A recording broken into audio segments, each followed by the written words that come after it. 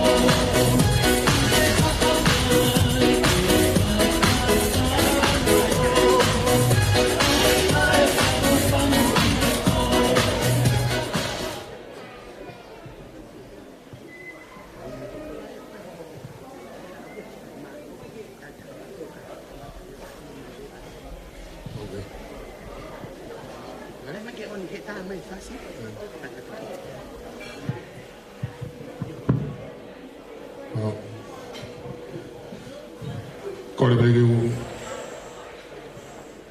ufangat mua talafadapu ufafai pa mehelo fare koe fadapu ke afio e tua ai algune afio taulo tolotong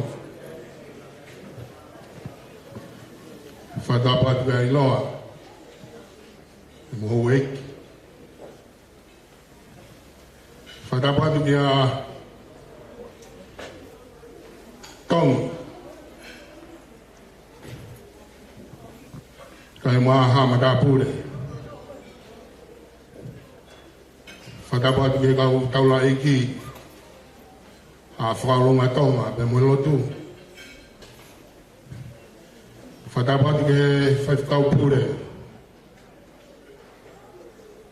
o e peuris tonga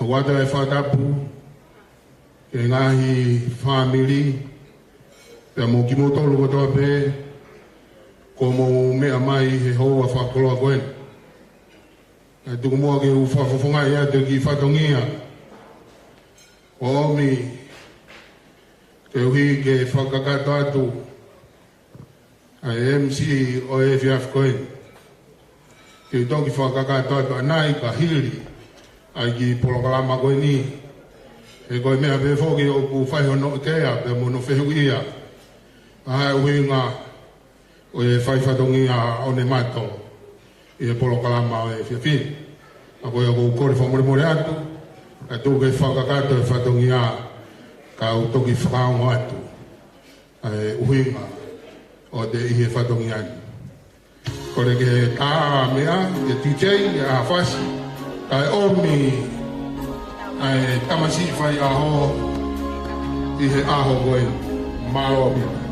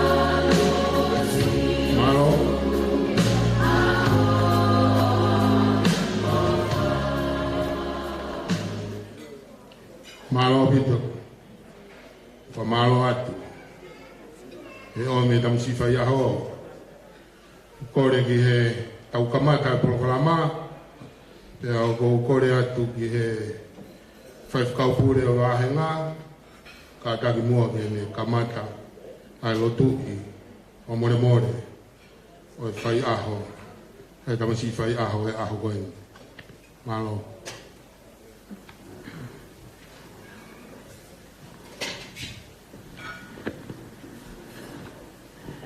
tapu ke a whio ai o tua, tau lotolotonga. Tupe moa ke o whakailonga i ai whakaapa-apa ki he uraki kakai o e whanua koe ni. Pea mei he wheitu o whaiat me ai whakahoha a koe ni. Tapu ke a ilo ai lang mai lala, ka maho eiki. Tapu ke a wakalahi, mafuha esko maafu. E tuku pe mua ke u whakamalmalu atu i he whakapa kua kamata aki e he MC o e aho koeni, ka ata mo oku ai whainga maari e koeni ke tau kamata honolotu i ai tautaha o Tevita Zontani Ikanavei Manoa. Uhinga ia e tau heni i he ahoni.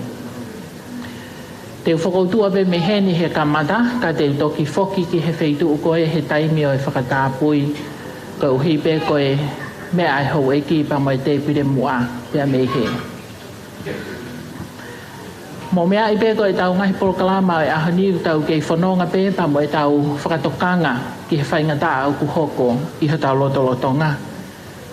Pea ko ia he kai ke whaiha tau hiva te utoka hiva pe mo e whanau he ki besi e taha ki mua pa whaia e lotu.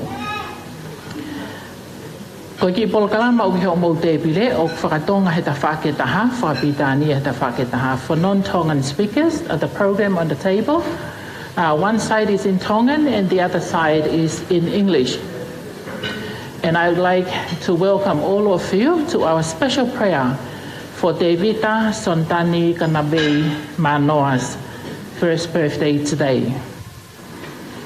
Kore mua geu whakawhei ai whaiwhekau o tau iheni i he ahoni pa peke se tuata tauhi o Tevita Zontani i he ahoni.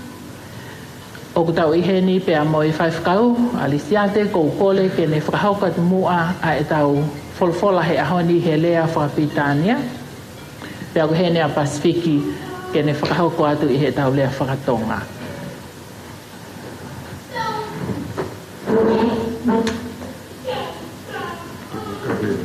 Lisia te uwhanua, ko e tau whaiwhekau ia au wasiri nāu tau kau whataha i ahoni. The readings from the Bible today is taken from the Gospel of Mark, chapter 10, verses 13 to 16. Mark chapter 10, verses 13 to 16. Jesus blesses little children. People were bringing children to him in order that he might touch them. And the disciples spoke sternly to them. But when Jesus saw this, he was indignant and said to them, "Let the children come to me.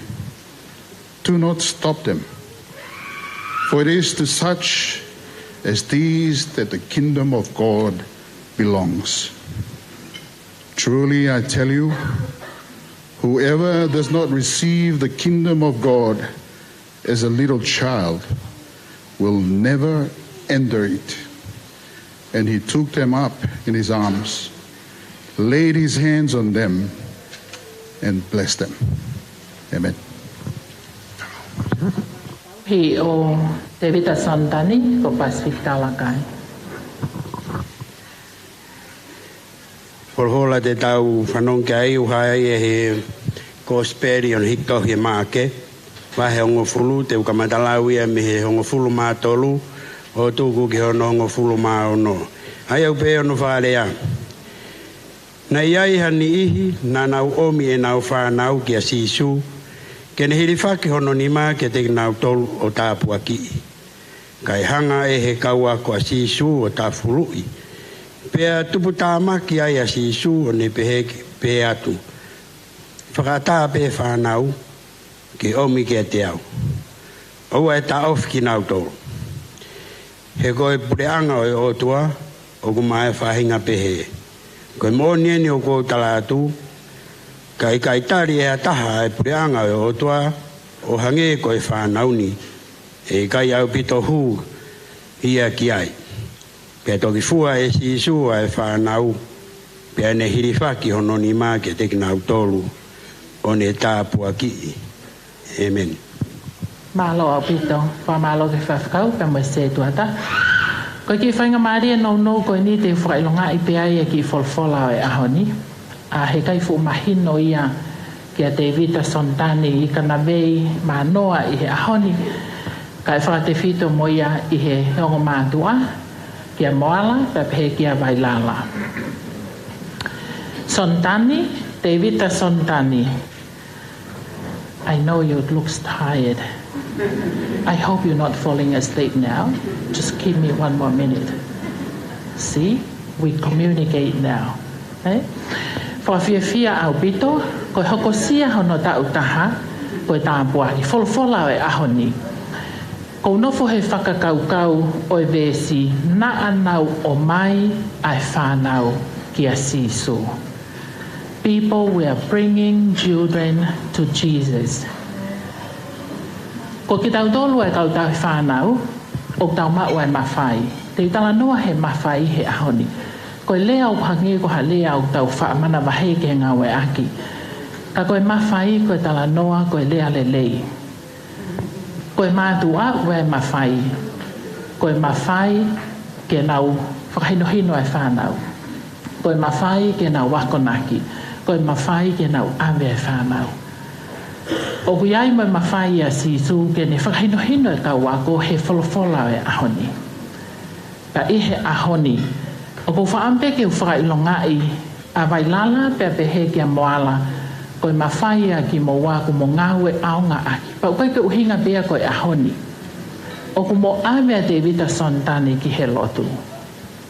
O ku mo whai a hiva a lau tohi whakasāpate he taimi he taimi.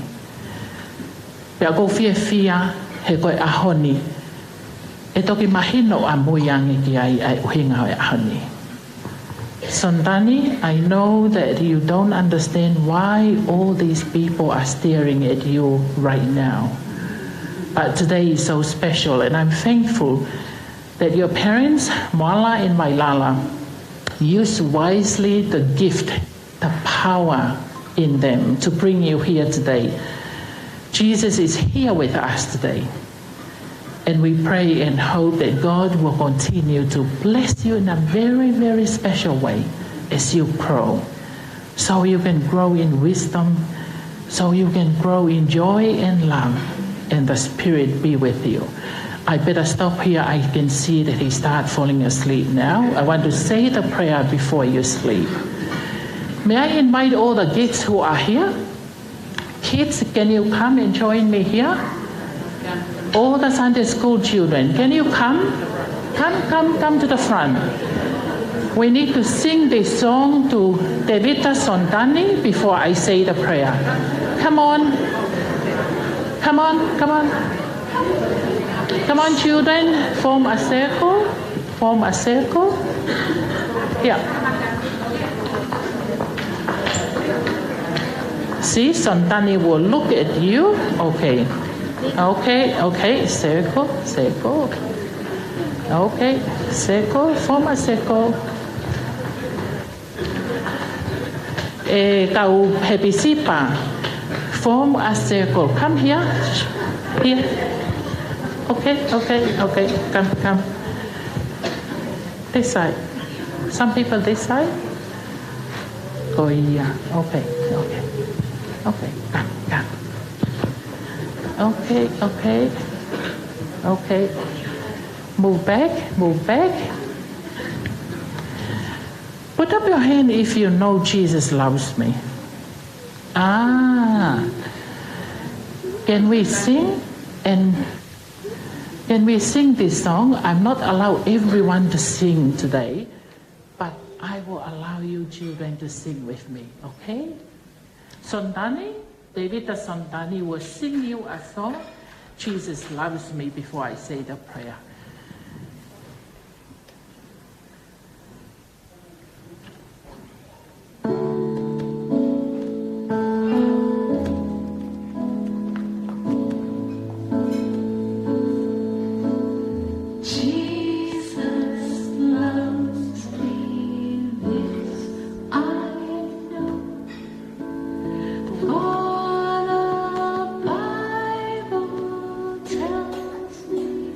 So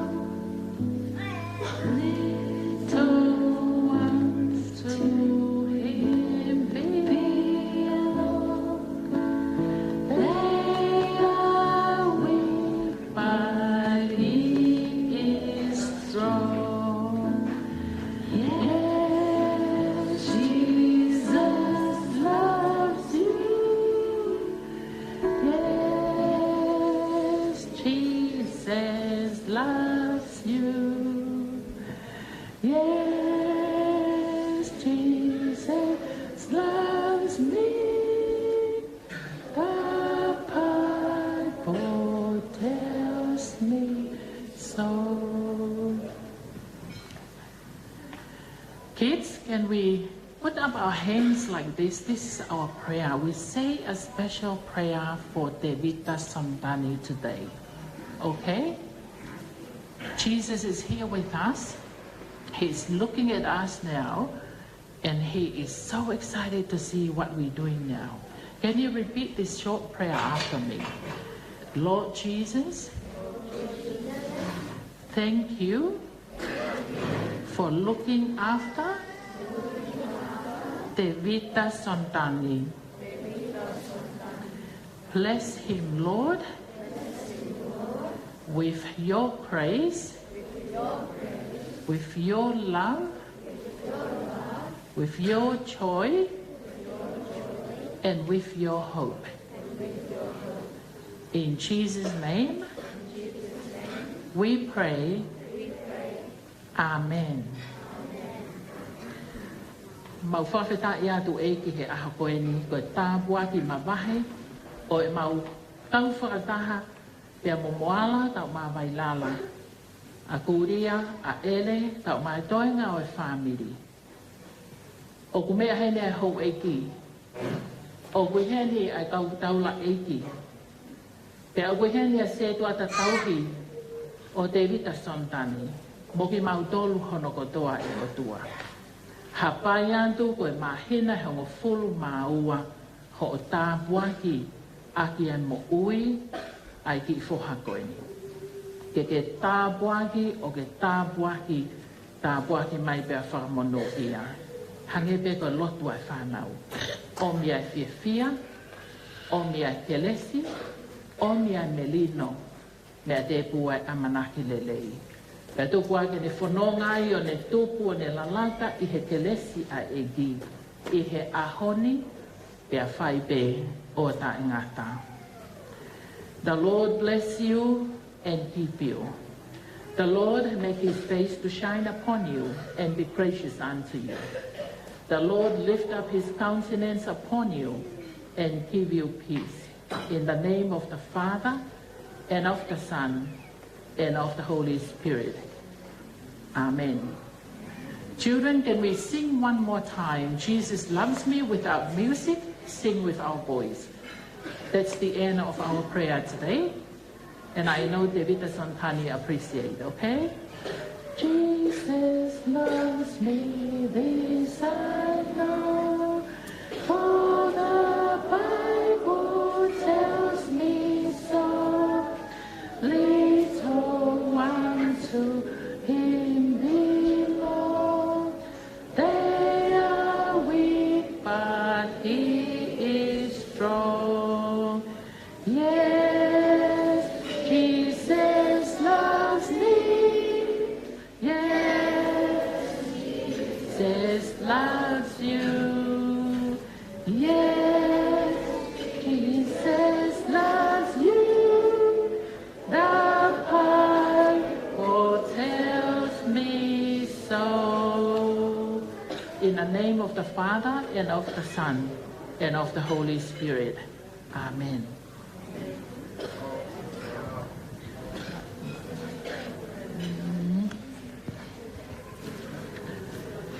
Can you give a hand to all our children? Thank you so much for being here for Tevita Zontani. I know he really enjoyed your company today. Please take your seat and enjoy. Thank you.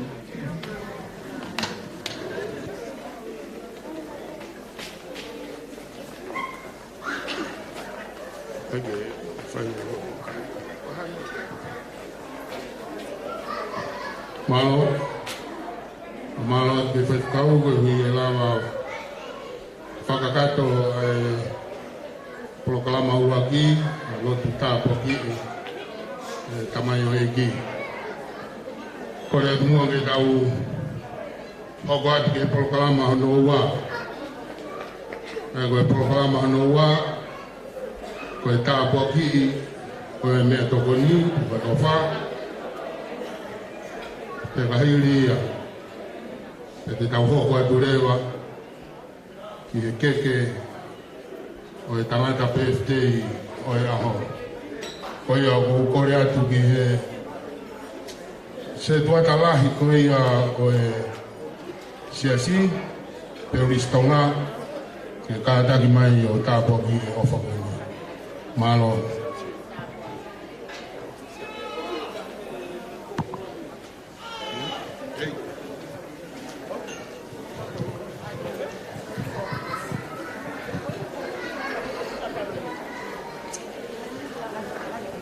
Kadaki, tau loto. E o tua mafi,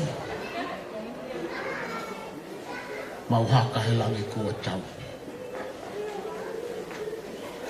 Koe ahoni na e whai bea I misi.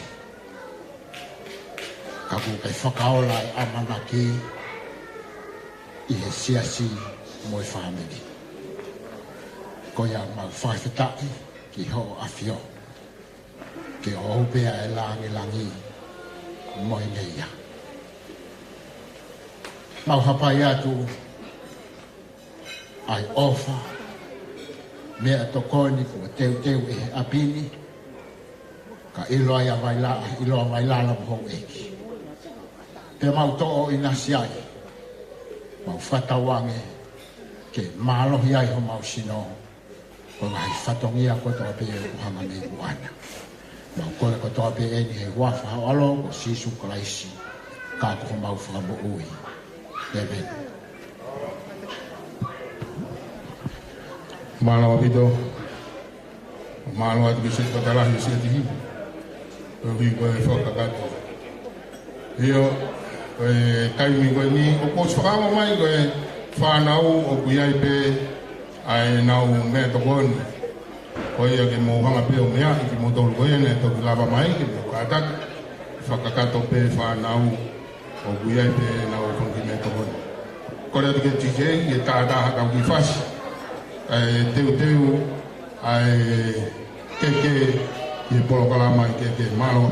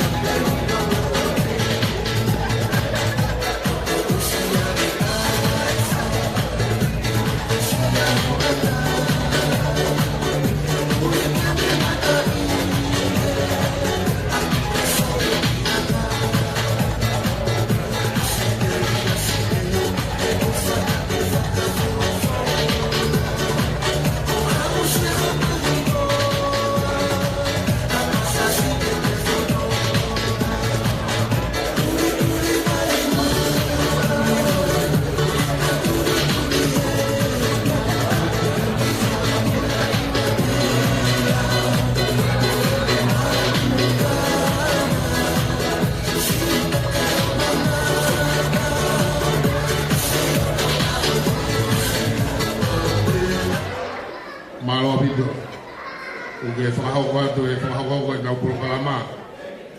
Ia ko kore whamure more atu. Nau whakahau watu whoke ane nai paku whamure more ke hau egi ka iloa helo. Ia iloa wailala. Koe hui koe whatongia ngā hoi. Na ia i pe kawa o e whunga whonua. Pe koe hui ngai e uki whakawa atu. Na ia e mātua ai. Pea koe kui koe ni a moala koe ia na e whanofo ai e hingoa koe hama koe tau i whunua pea koe uhinga ia o e konga o e kangata he koe ne whine ki koe ofe whine ia o hama pena e omi ia he tui hatakalaua e alo tau hi whunua e ki kolo ko tufuai o mirewa manumua e hau ke hoko koe sina e eki o nofo i ohunua. O mirewa hafoka koe whanofo ia he tui kano polu e hoko koe tau i whanua. Ka koe whamore more atu koe hui ngai e uha atu e houa koe ni. Koe hui koe kau tangata o gunau kei nofo pe he kolo o au ki he ahoni. O whai e tau whanua. Koe tau polokalama o wanga pehen. Kore atu mua ke mō kāta atu whamore more. A hiri peheni o atu ia ki herea ai tawhaki e ulumotu a koe a moala. Ai a koe whaiwhekau Viriami, Mate Alona, Tui Tofua, Manoa. Hingoa ia ai tangata i whaiwhekau. Ka here rea ai whaiwhekau o whawhifungai ai ulumotua pea e hoko atu rewa pea moerea i tawhaki koia o e whiwhine o wailanga ai ulumotua koia kene whahoko ai rea koia. Koia, e taimini o kore atu kei whaiwhekau kene whahoko ai rea o e tawhaki o e tamai maa hotu.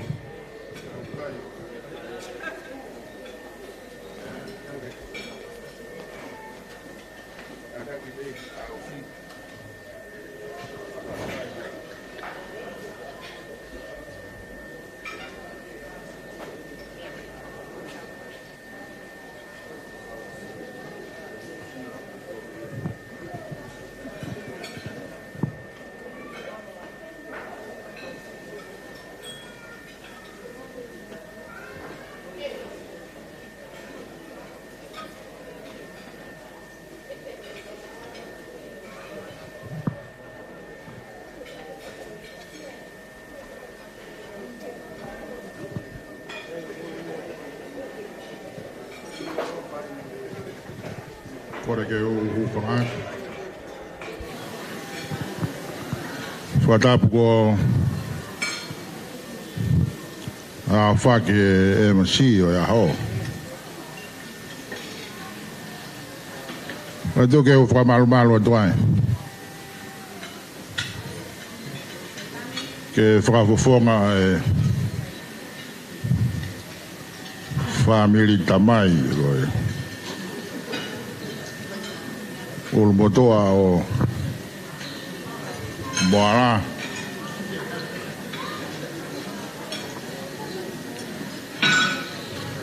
E masi ko kora te pēa ki taimi loa ke whamahino atuai e ki motoa koe ni. Ra whātolo atu pa moe ho iki. I loa wailana kai o mai whaifkau e wāhinga. Tai tū ke te hāwa atu he. Ko hingoa na ko whakaonga atu he masi. Pa koe ku se tua talahi a koe he wā henga whakai fō. Koe se tua ta whakamawhai. Koe se tua talahi a wā henga whakai fō. Ono hingoa ko Simeone Simaile wari. O toki haia tika i mafi toki o ne mato. Ki toku hoa mai hoku whoa. I toki whatoa ngai hefe polo kalama. O maua nia ku maa whai ki polo kalama. O taangi ke whoa. Koe tau mea whakawhaa miri ene koe mea whakasiasi. O whamalola ke whaifkau. He omi ke mahawa toa i moe. Mea ku motua se toa ta. Whia whoko e kau whatātua moe whaifkau me tonga. I here toka tā. I sa te whanua. Ma family. Pe whoko e ongo se toa ta. Tau hia e kāinga lotu. A whaifkau kai o maa kau se toa ta. Kai o maa ngā family. Kai tō mua ke tala noa atu ki hoto uhinga.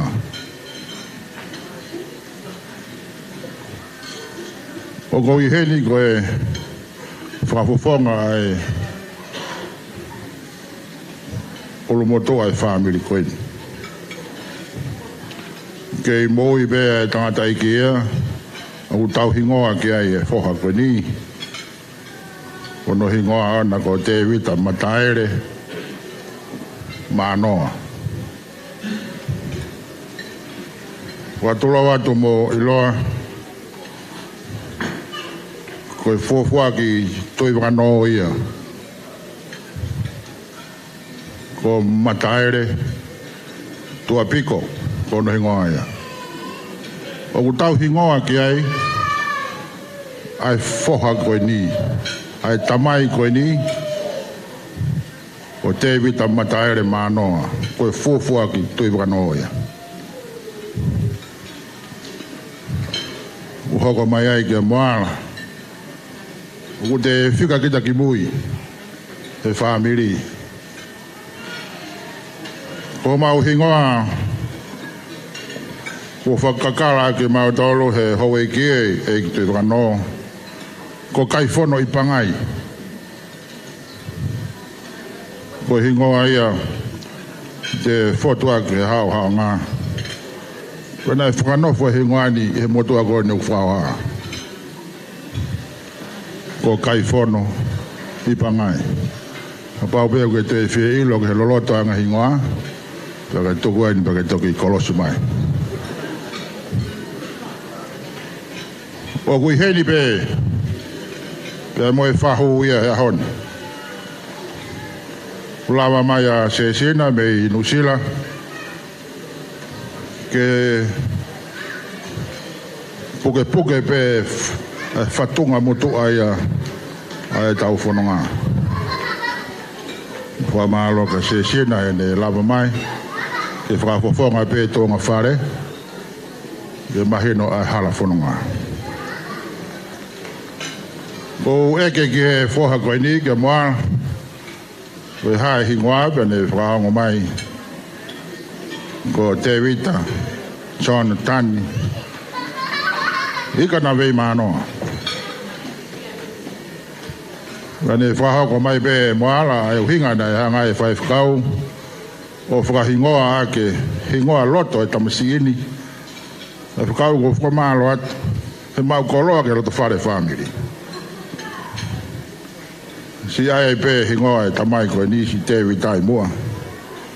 O hangaka te au ku hai ai whanua pa mo lotu. E hingoa ku ke hanga ui aki, ai moko puna koe ni. Pe ai te au, pane hene, tamai a moa la, e kau pe mo e whamalo atu.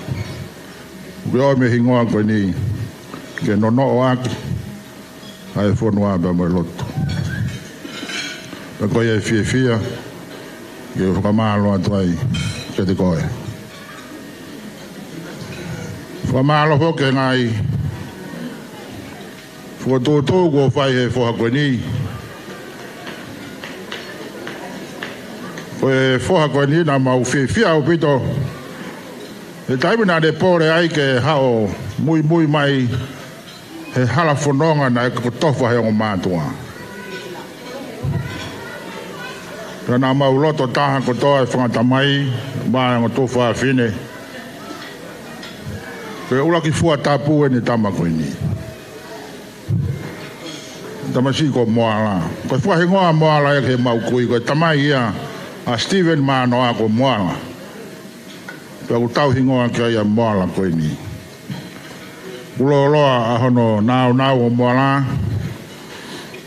Koe tangata e ki fua hingoa ki ai.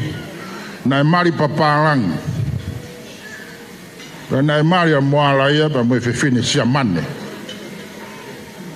E mea iau mau fu la lahi pe he ai. E ngata he la lahi, to e kau he loto toa, mo e fie whai hanga au e pe whai peke lawa. E koi ai ai ki hala whanonga e tamai koeni. Kou lawe i pe whoke au ku mari mai ki he whamiri anga lelei. Pe kou tanga moa la moa. O kuai peho tau ulunga anga na tau pe tau tupu hake ai. Wai no hina ki tau tolu he tau tamai, kako hokui, o Steven Manoa. Tau whai hangao he lotu, whai peke lawa. Wai peke hingoa whakatene o e tamai ka koe kui a moala. Na hanga he eki presteni, tau tāsona manaka wea ui e mau tamai, ko pese te te au. Ngā o katoa be sesi. Koe ki hingoa ko ia, mau ki lau kaua ki peo au ke au. Ko pese te te au, he ngā o he lotu. Ko tui pe whai whakau, ko ku bolo atu a moala, pe ku pehe, pe ku ikai. Kako ho mau nau ia. Whai hanga au e, whai ake pe pese te te au. Ka pau kai ke whakawhiowhia toi whoha koe ni. Mahana ku whulahi e pui e kau mea koe ni. Ia moa. Ka neongo ia. Koe ahoni koe whakaukau e ohi tama koe ni. O kai ko he mea whaingo fua ia. Ke o me taha me ha manawa kehe ke te ohi. Ako hi koe whakaanaua, ku tānoa kia moala na whai whakaanaua, ako tūtūnu pia na tūla ia. Ako loto whia e ango mātua koe ni ke whoki mai. Ai tamasi koe ni ke hoko ia ko hona who. Ako ia e tāpua ke loto whare whamiri. Pia ku whakakoloa ia i e whamiri koe ni. Koe tānoa ke historia koe ni. Uhaha molo fia pe ia ke ilo kai hatola. Taimi koe nei piwa ke ai e tupou, e tautahi ke ohofi e ko tau ko hure.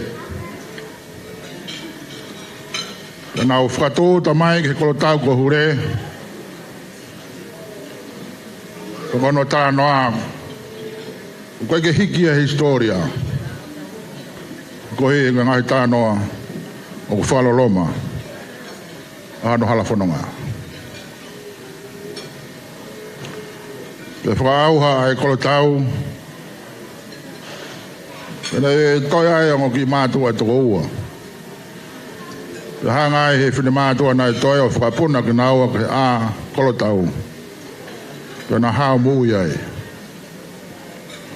Koe ki tamasi ko fotu. Koe tāhine ko āhea. Ko āhea e ni topu me ai. Ai motua koe nu whauha. Ka pau te aha tāhea tā noa ko ni hau mi nuku nuku ko tāhangi ki tarisi.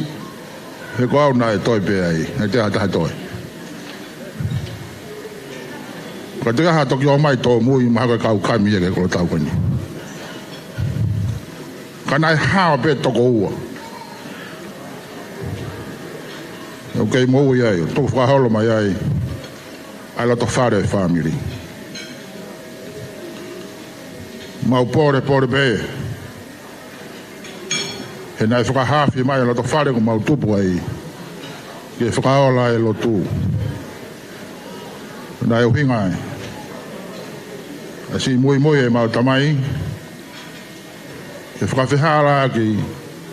Ai tala noa ku kei tō whakaholo. Rea nai whai he ulak whaa. Ke whakaauha e kāinga koe ni. O e kāinga anga whita. Muloto lahi. Mo tapita whoki. Mo whai be mea. Whai be ke ngatanga. Ai mālo ko mau hoko mai. Ke ririu. Ai whakaukau e ane whi. Mau talango fua ke lot. Lirei a ku hao mo sisu. Koe e ki tāna noa peia ke tō whakaholo e. Whaamiri koe ni. E ko whia peia honi. Ku pau peia ko makai mai he tamai me tonga. E toki whai ono ki whai aha ko e tau walufuru maua. Walungufuru. Ka kune whanonga te hala whanonga. Ki hoko mai e ui ko mau loto whare wha whaamiri. O heki atu e mutua lahi. O hoko atu mo e hoko. Hoko atu mo e tokotaha. O mau toro ene kutoe. Koe toi taimiri koe tamai a moala, a Tevita, mataere. Koe ulu motua e a kei mui. Koe e hala whanonga. O mau whanonga mai ai. Nai whai e whakaeke ke he hoi kia tui whakano ke whakanofo he ngoa koe ni ko ai he motuani. Kana e wholofola tu pou. Ka tui whakano ke ui hataha he ngoa. Ai kai whono i pangai. Ko ui hu kai ni ke hea e malae. Ko e kau muri. Ko koe ke uhi ngai e te maurea ato kai whono i pangai. Ke tāo fitu ube whatongia. Pe whai hono oko, pe whai hono tāla ke whangatehi nāme, whangatau ket. Pe mate mai he whakau ke mutua koe nuku whauhaa. Kau whehoi ke heke no pere ko haa huinga. Oku ke vili taki mai ai. Ke ai hi ngoa he mutua koe ni. Kone tala mai koho hi ngoa, ko vili ami, toi to fua, mate yalona manoa. Koe tui wano viriami koe na si turi he kāinga. Koe ko te tari e lotu. Koe huinga he ngoe mutua koe ni. Koe neo ono turi he kāinga. Si alo atu i wakano. O tari e whiula kepa. O awe ki kolomotu. Ko hinga e kutu ai hono a pio hanga atu ki he palasi. Ko he koe na whepalo me si ake mo tupou laki. He nai whiu hono kou me hala ke kolo tau koe ni.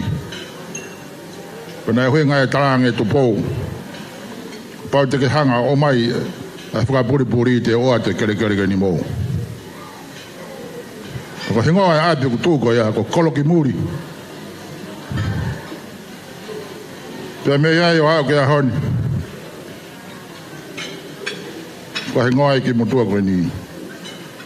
Ko kai fono I pangai ke whakamoho I pe tonga whare. Ko ia e koloa ke poke he ki whamiri koe ni. Ka whamore more lai atu. Na ko tala ki toa. Ka kai te hau mahuinga ke ilo. Ai mawanga tala mo hala whanonga o e whamiri. He ko ne o mea whakahino hino ka te ki tau tolu.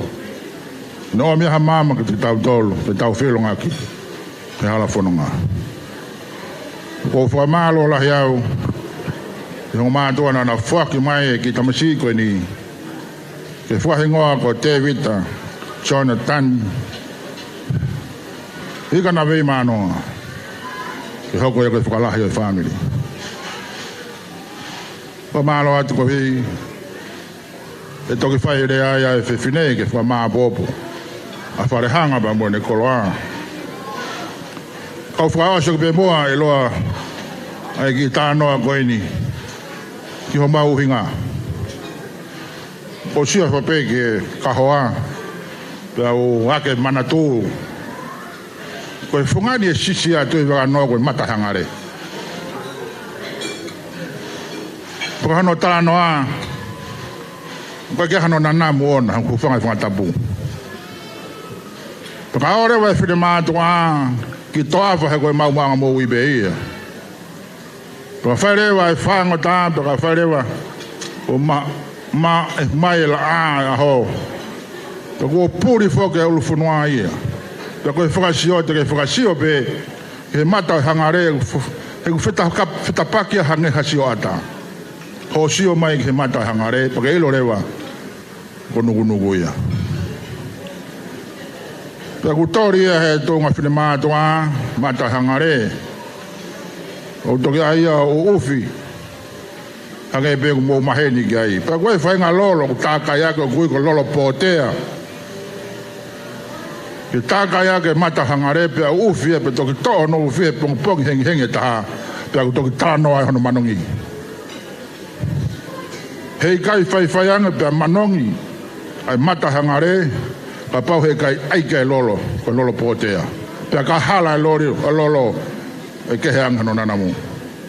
A koe ai hono lolo to tonu, ko lolo pōtea. Pea ku toki taranoa hano aloha. Pea ka foto atu I wano ki palasi, pea ku ulaki manongi atu. Ai whungani o sisi atu I wano. Koe mata o hangare. Pea ku toki laloni aki, a siare matala te au. Ko siare matala te au. Ko siare e nai tu. He hala e matapā ke kolo tau. He tānge tāu whahau e ilo whe hala. Pea tānge e tui waka noviri ami. Mo o whakasio e mata siare. Pea tākalo e kaho. Pea te mo ilo ai siare u hangatonu ke he matapā. Ko kolo tau ko hurehe nai taha pe matapā. Panato ilo I siare, aia ni manongi. Pea taki hanga tonu ke nga tolu ke matapā. Panawato tō mai e tō ai ko I kahui. O me ka o mea tarange ki atu pou. Ko siana e a tō mai pe ia. Pea tarange e tui wakano. Pea tā e kaho tā kalo. Te mo ilo ai pe ku mohe pe wā. Pea tā kalo e kaho. Ko ke pete siana. Mai bega umohe. Toa e taurea. Sio bega goia. Whapongi ai. Ai ka hui. Kai lava tauwha. Ke hu ai ke kolo tau. He nai tau mua wholau ia. Ki homa. Ko ngai beia ke whakauha e kolo tau ko hure. Oku toki manongi. Ai mata hangarea ka pau ai kai lolo. Koe whoha koe ni, koe whakau. Ko ke riringi jai e lolo.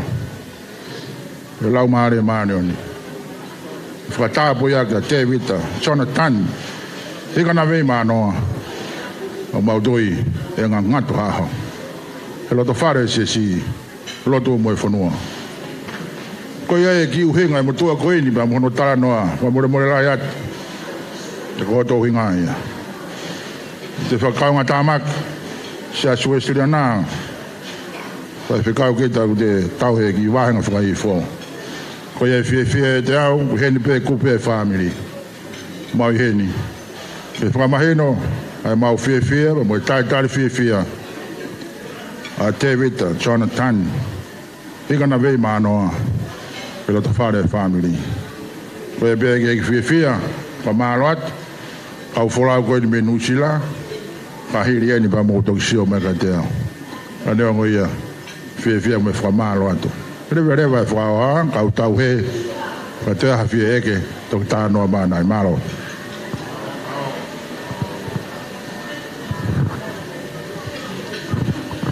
Malo, whamalo atu ki he rea whakaawa e kātoa ngā whakaoko e whewhikau.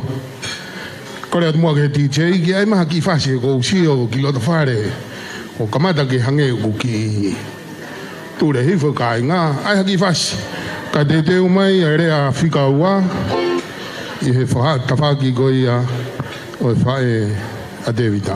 Malo.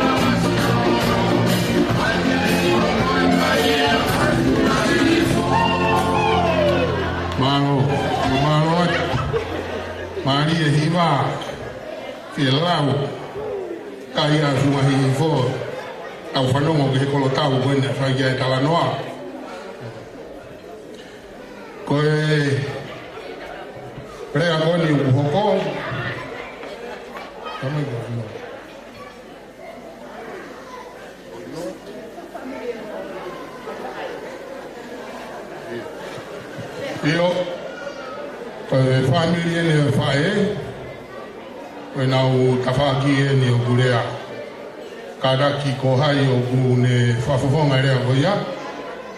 Kohai. Amalani. Kada ki whamore more. O iloa. Ko hau e ki. o mana wasi na te haa ki ka tā iau he ho e ki.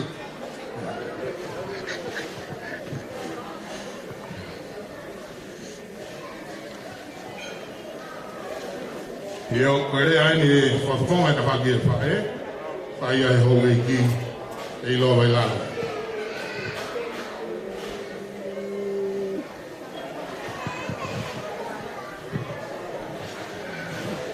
Tulo wat kau malu atu he tala whakatap ka kato ko whai he whiohianga lotuni whakawha tarangata ia te au ko whai ki tua kai ata ke whai e ki lea whawhoki whako ni ke whakakato aki whatongi au e ahon. Ma te alona, kui whaiwhikau pure wahenga lo tonga. Tāu peko mo mea he ni. Kai tokis whakahaa mai pēni he kau fua motu. O asiria e tō mui mai mo tō e pui. Ke whakahoko atu e whakahohaan. Koe kuki whakawhaen ma te alona me he hostea. Se o mai tō mui mo tō e pui. Ka neongo ia. O kou whia maari e peke u whakahoko atu e whatongian. Ko hui e te uki hala tūsi nou au pito o whakatatau ki he taimikoni o mai maaku. Kakau au pito e motuania he tala maari e ko whai ma te alona. Ka winga e kulawe ki ai mafitoi one mato me te alona na mao ki e ua o hopoki e one mato pe ato mai e hingoa koe ni au koreange ki a wakalahi noa mai peko ku mafi ki one mato ke mafoki moe ki Australia talo e mafoki mai koe ako ku toksioni ki ai. Pea kou whiawhia pea uia koe ne whaifatongia holo. Mei here ti o koe ni ku asi mai si asi. Se tua talahi. Whakawhetai ki he langi. Kou whakafofonga i whoki e whamiri o Ikanavei Manoa. Koe ku talanoa nou pe whakamore pe hao whangani. Ko fua motu te urea pea i fua motu. Ona mou tala ki tua. Urea pe i fua motu o kau whiawhia ko urea anga. Ke u talanoa ki he toko walu koe nina e tupu ai a fua motu. Ka pau o kui kai ke kau ai ha taha i fua motu, koe ka fua motu koe. Hango e lawe koe a whewhikau ane nei ki nuku. Koe whanau e ni a mohulamu uluaki. Na eui pe ko mohulamu fua motu. Pea koe ni whanau na e toko walu. Toko fitu tangata, taha whewhine pe. Whakamore atu whewhikau. Koe whewhine na e taha pe. Aia kutupu ai motua whaianga pui koe ni. Koe toenga kātoa koe mai me mātua tangata. Kau ai a Ikanavei e ne tamai mo, e ne kui mo, mea kātoa he kau mea tangata. Pea kou whiawhia ke talanoa pea wea ki he ma whelawe i mo Ikanavei Manoa. O whiawhia ai. Ma te alona. Koe mari e ongo mea ni koe whai e au. E o peo whaikawa i a wailala pe tala mai. Te ke alu whakaku ko bet. Koe ku alu pe koe mari ia. Ko waratu koe niu ke i moui e ne tamai. Pe maalo ere, ko wha maalo lahi ka ere. He ne loto le rei ke whai pe e kupure. Wa o peo talange, teu rewa e mari. Wawe taha, tau whai mari.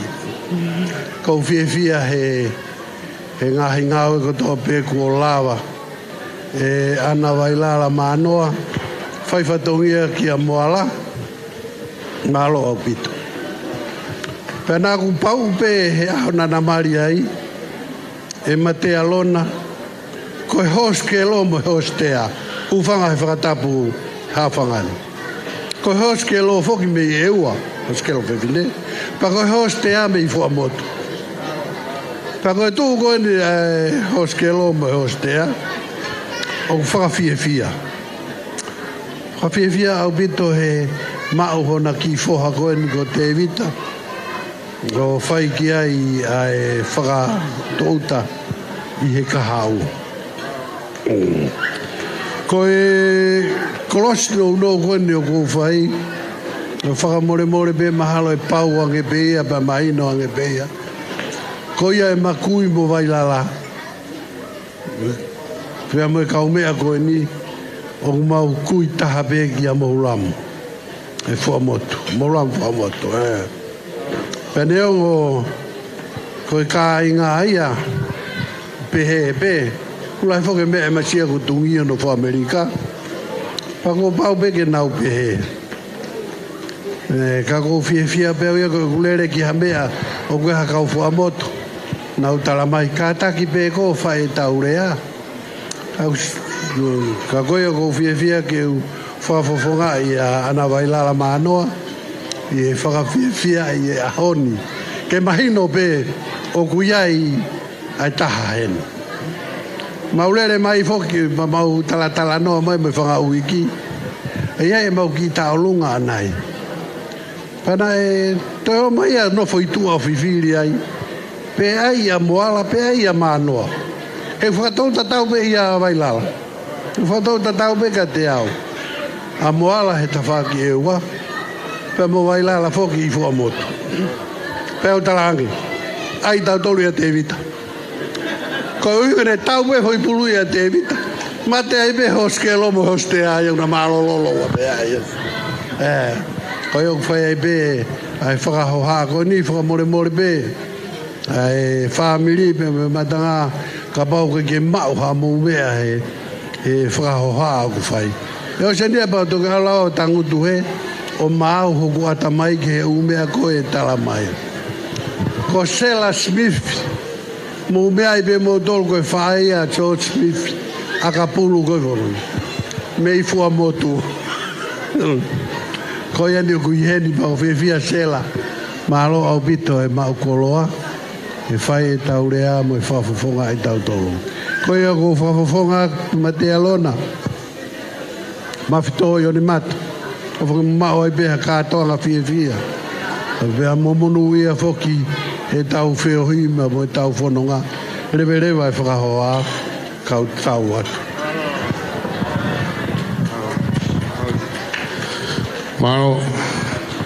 malo ke ho egi go le a fa fonga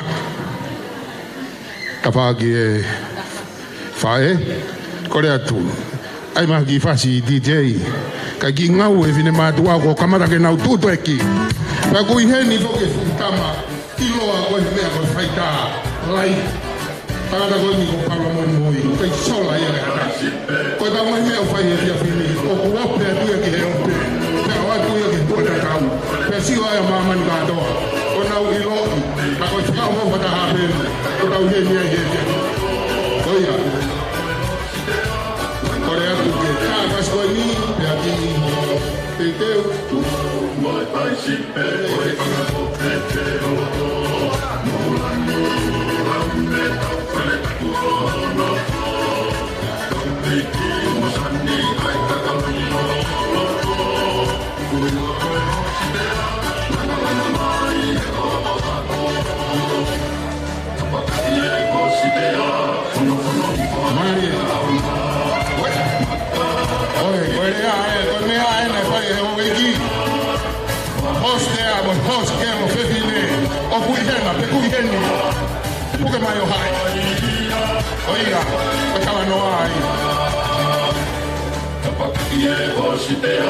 Mari,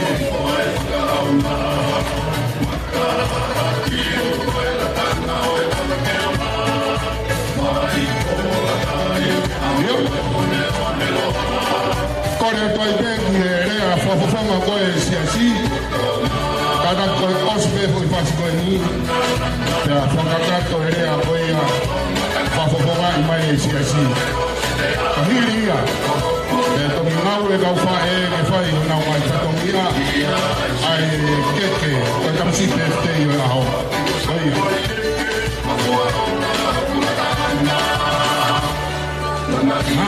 Mari.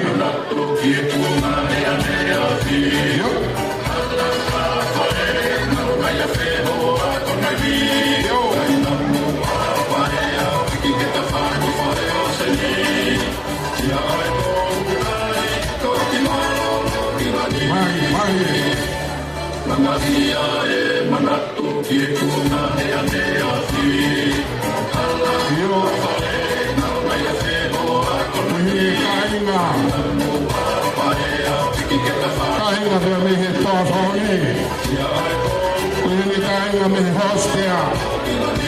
Kautoi hene kainga vea me he whunua. Koe ngai te kau akia uhinga e kau helu. He vea whakolo hoi. E whailonga ia i mahu inga koe tāu. Koe ki tamsi koe. Koe ngai au pe ai hene hore kia i loa waia. Whahoko mai. Kai whamiri.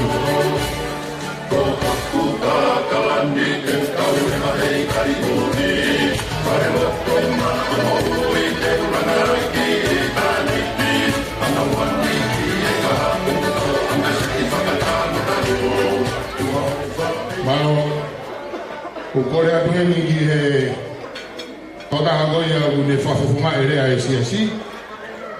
Kada ka ku ke whainga maari e te ke mea mai o whakahoko.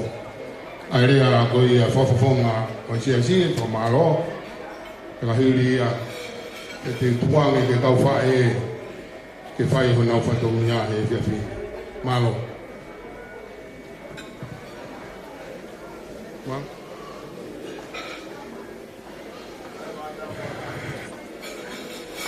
Io o kui hena se tuata tauhi ko whatongia whoki upe ko whawhawhonga o isi asi o smaino pe o si se tuata tau o ki kalawau koe ni ukuhinga i tau whailonga e tau taha ke tāta kini o lava mai o whawhawhonga malo.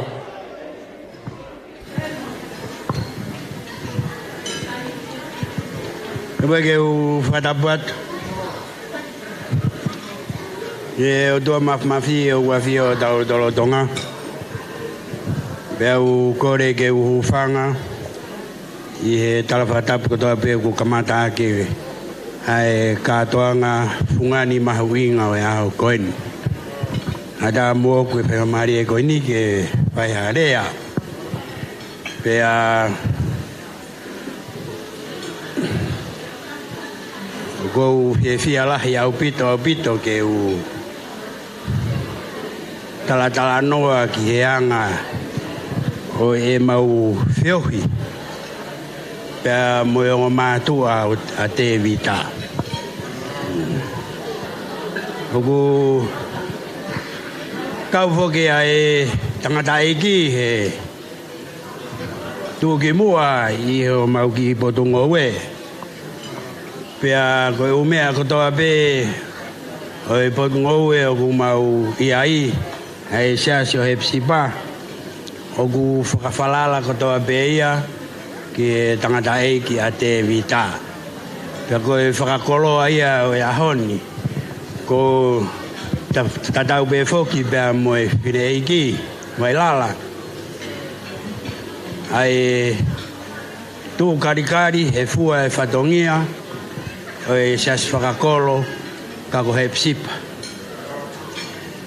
pea koe ahoni koutu ke whawhawhonga harea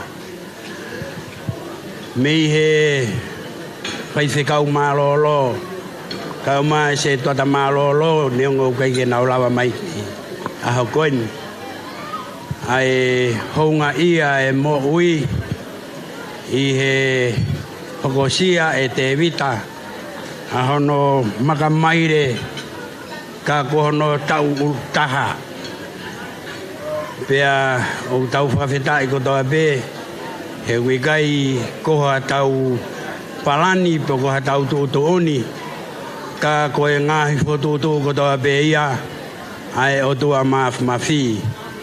Oku tau mo ki tau tolu ke tau tu koloria ke o tua.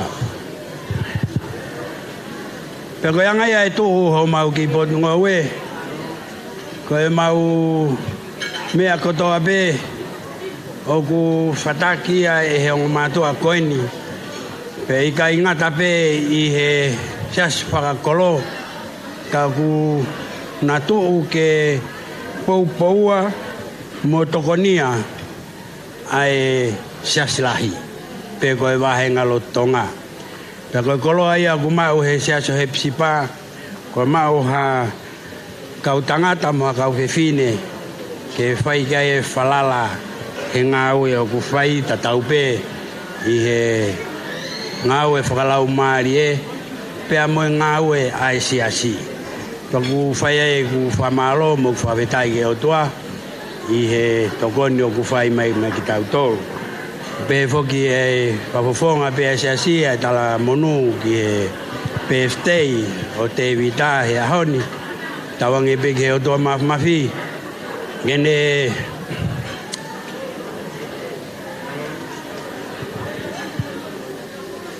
Papulpulu a koe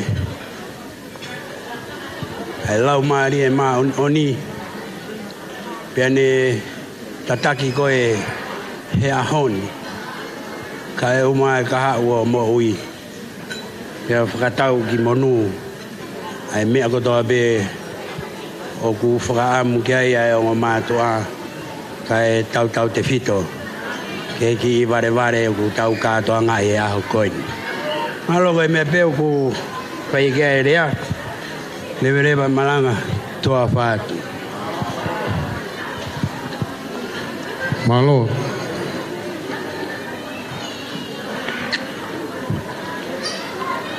Whamalo atu ke se tua tatauhi o Tevita koe hi koe rea whamalo, whakakato a rea koe a aisi. Kore peke TJ ke tai mua fo i whasi.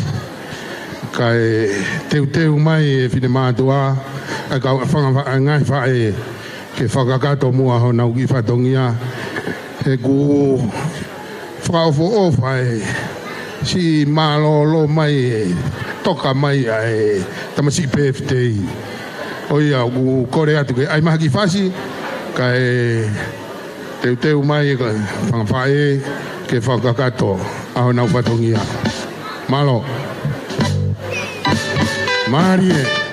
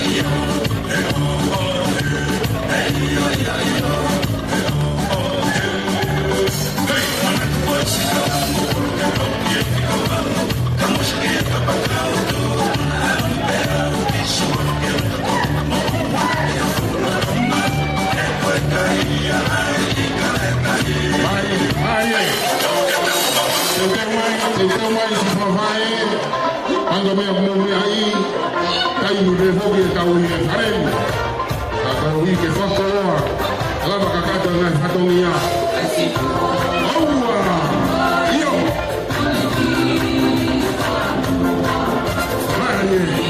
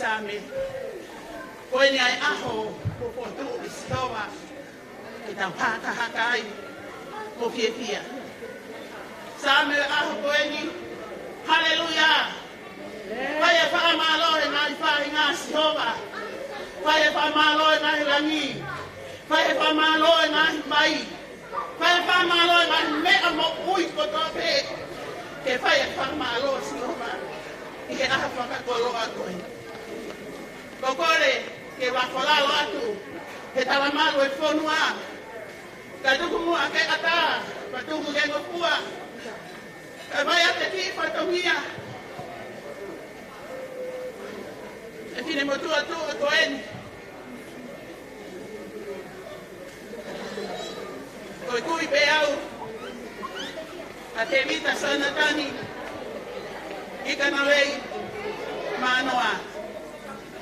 Pero papeta lai ke ki tonu pehi moa ki tamasi koen. Ko Tevita ko tau sipia. E fai mai ene fono nga wono hako o hoko me ai ko tau misaya. Kaikan Zontani ko tawa ki amesioba. Na hange beka ikai ka fapetai he ofa he utua ke fae ko en na fai pe misi mo fa amo mo tangi ke sihoba na fapetai tai na tari lotu a seova. O whaki mai ai a Zontani, ko tāku aki me manu. O whakakoloa aki, na lota whare koini. Peko Ikanavei, a tonga katoa peko mo mea, a ngawe ake ngahi kato koini uki ai hama vei. Peka motu a kawei, ai ma vei, ke kai te pela mai a ke hoko. Peka waki ngoa ki tamasi koini. Ko whana vei a mea sisu Christ. Peka whawhetai anga ia. O ki tamasi koini. Mo mea i katoa pe ai kakawhai lama ia ka Christiane. Peka na vei, o whana vei e sawa. Peka te toi mauku, e tu loa ia lau i kuanga. Pangolapa pe ke ta whama oni ki he ahoni. A ki tamasi i koeni. Talo no whanau i mai ki hema mātua koeni. Ko tāpu aki, ka kua tāpu aki. Mano ki urunganga, neongo de keisi, kana de ilau i pere o. O sipi. Neongo de kei pare pare. Kana ne ilo pele o tauhi. Mala manoa. Kau maa mire tonga la kai vai lala. Manoa. Peke whawhetai anga ia. E a koe. Whamalo at. I whai whekau. Hau eki. I loa vai lala. Pepe heke tahi ne whahu oi aho ni. Whawhetai lahi. Kui heni. A sesina latu. Sesina manoa latu. Ie ahoni. Ke whakamo oni. Kona vei e si hova. Ai ki tamasi koe ni hala to whare. O moana. Tau maa vai lala manoa. O whawhetai ai. Ka kia mea ma ua. Ko tie fia pe. I o kautoi ai atu. Ka tie fia i eiki. Ko ia pe. Tie fia tu tolo maa. Ka pe whawhetai ia. Ko i ahi koe. Ke te tupe ke whakoponga atu. Whatongia ngahi wha e i he ahi koe ni. Ko kore whamore more pe. Te aga whewhea, whatongia, tō whatongia oi ahoni. Ka ko whawhetai ke iki. Mone te mama, ko whai a mea, ko whawhetai ke. Ka ko hiki bea e ke sista isi ke langi, ke mo ui. A Tevita Zontani Ikanavei Manoa. Ko ne ke whahoko, e ki whatongia koe ni. Ko kore pen ke whaeti, ke wai ke apa Zontani. Kalama tene mea mai ke ne puhi ne keke. Tukua apa sia, ke puhi o keke. Ko hika toki whahoko atu, a whatongia mai aho koe ni. Malo.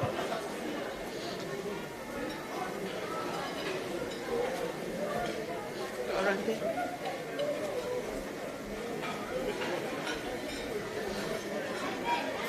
Ini, udah. Itu baik dekat pintu tanah. Iya, iya. Ini macam ya. Ada apa?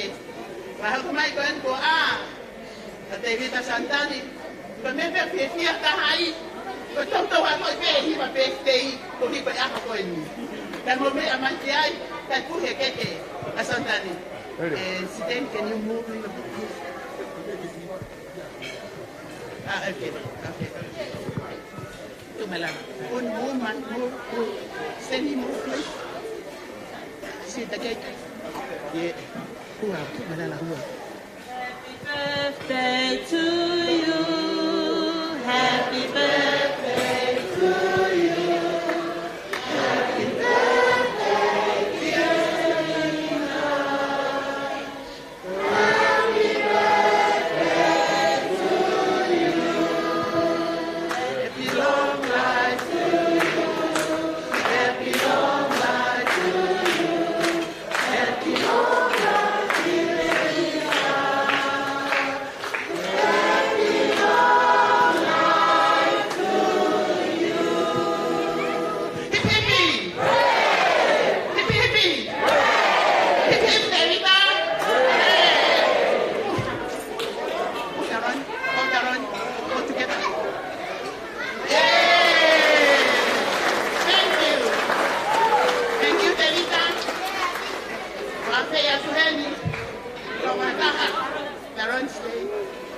ke pe ai hano ta pero Tevita Zontani Ikanavei ke me amai se ai hata mo ki mai o ki ko ni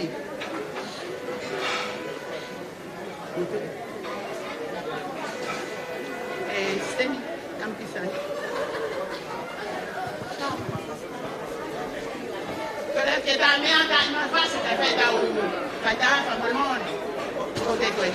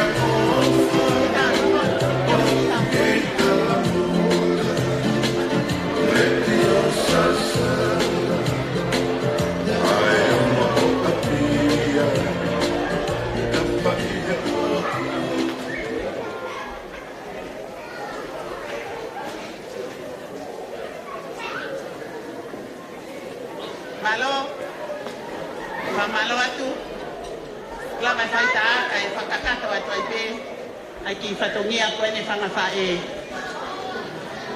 Koe tumu ake o keke a Tevita Zontani Ikanavei Manoa.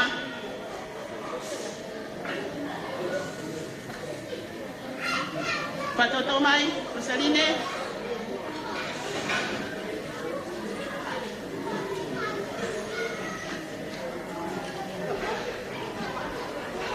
Saline, toma avec qui mourir.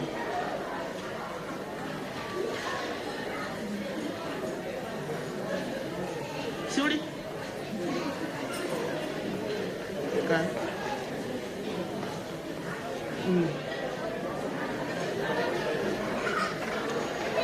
Petete.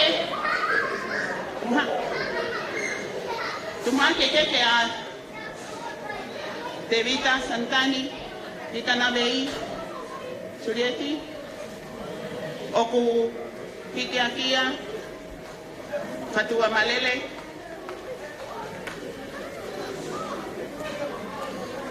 Ano tu iloto Go and stand here over there. Iai pe mono katoteu Pe kono no fo anga Pala wongo kumeua, pala fintahani mataha, afi ake fatu balu, pia kohono bala, Koe ki e tonga wha. Katoa. Takatuanga e ne keke. Whakatahanima. Awhi ake fuatanga. Kata whai mo ki tālunga e Zontani. Kono tuanga. Ko whakatahanima. Awhi ake fuatanga.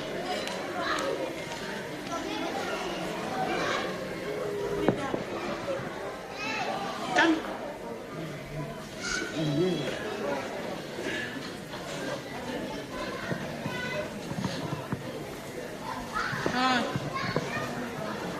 Toke ngatu famore o hiri e fala.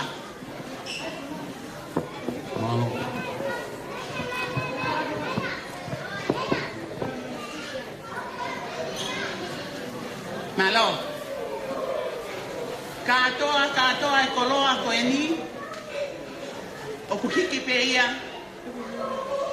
Ma e whahu o Zontani Ikanavei Manoa. Ko hai koe mama. Tahine ko seisina. Manoa latu.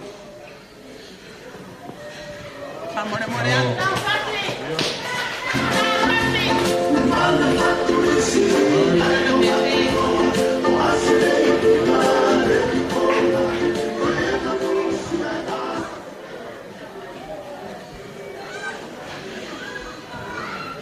Kita nuwa ko hai.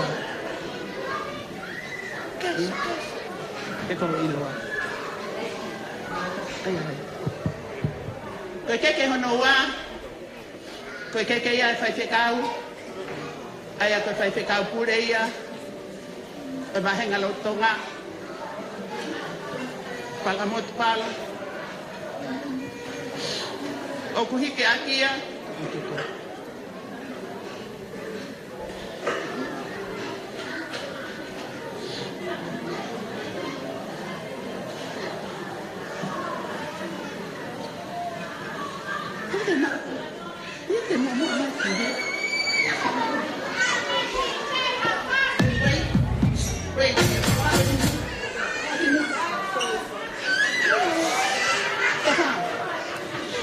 Wow.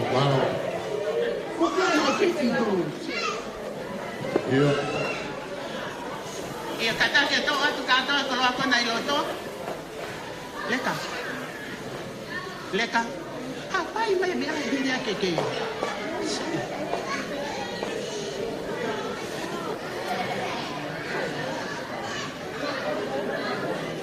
Ke hono wa ko ke fa ke kau. O ku hiki aki ai. Ki tonga fatwa. Tamo fala ati. Fala te kum. Buang okumi. Afi ake fatualu. Tamo hono kato teu. Tamo ni sila. Papana taha. Tai mahu pasi. Jagata ke taha.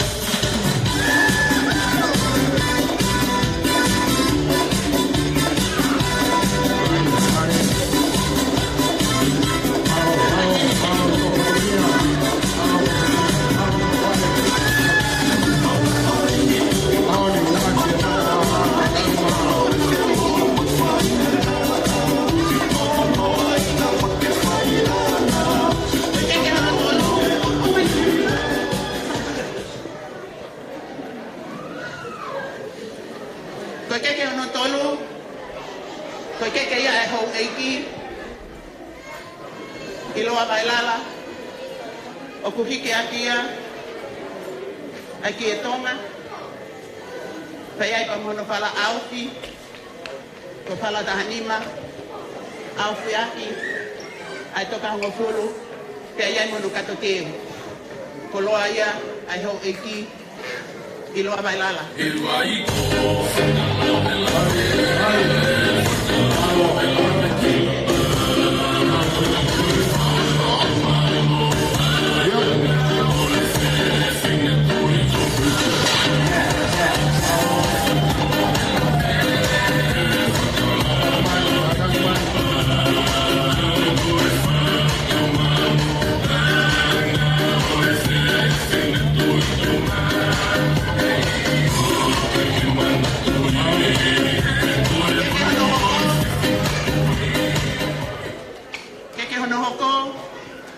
Koe keke ia, ai whai whikau. Keke ia, a mate Manoa. O ku hiki aki ia, ki e tonga, te ai pa mono whala awhi, koe whala ua noa. Awhi aki, ai ngati toka ua noa. Kataki, tō taha kune mawate keke koe ni, lama mai lama. Aye. Yo.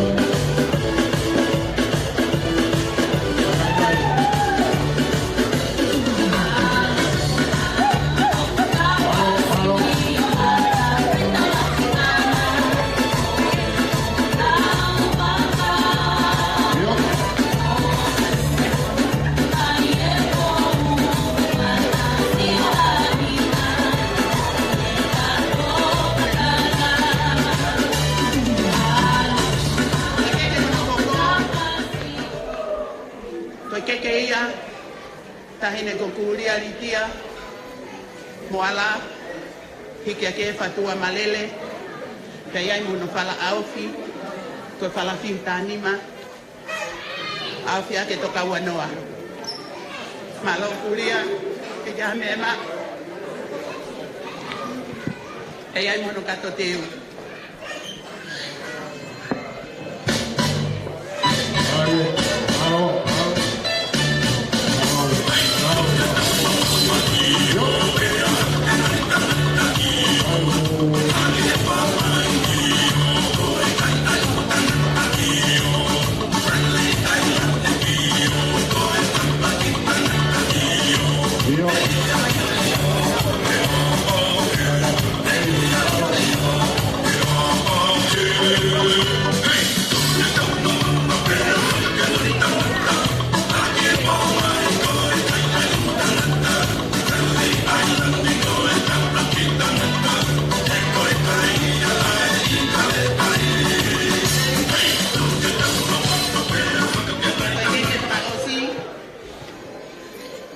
Kuakia mai se tuata, se asio hepi sipa,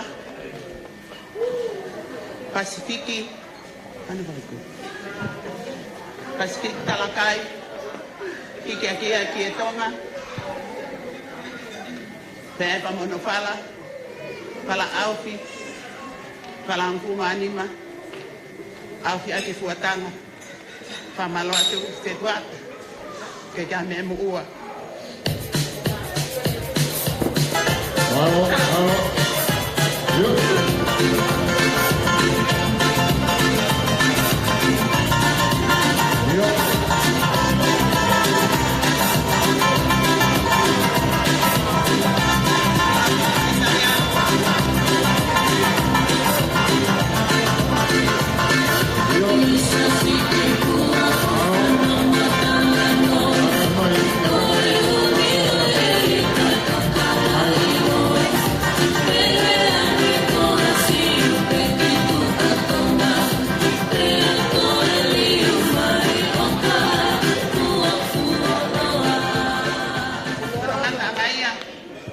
Fai fatongia ngai pae a Tevita Zontani.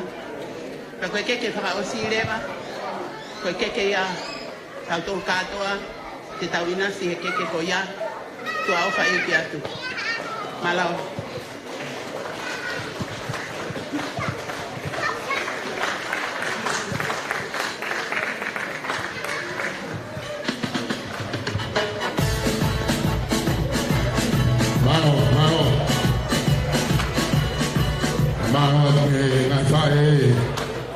Mau to fatonia, mau fai fatonia.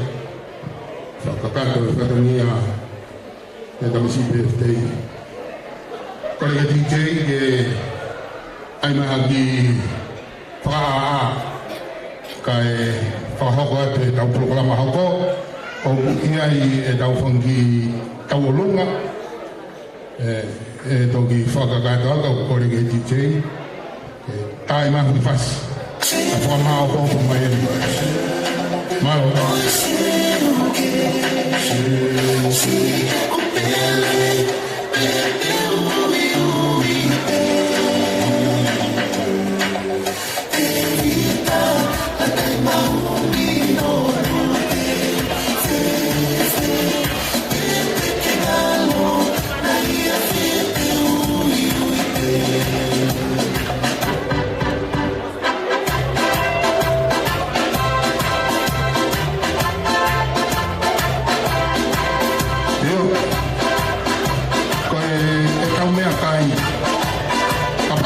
ke ta whapala ni a kua whamuri mori ata. Koe matanga pēa kui no. Mea kui ko men kou. Ka pau koe hala, toki pau atu e koe. E toki tu whamai ne whitu, mou kātaki, mou ki mea ni ko pēhena. Kami no no pē, wak mai mea koe ia. Whakakatoa tō mou, tō koe hiwe opa. O mou hinga e ho mou hene a koe.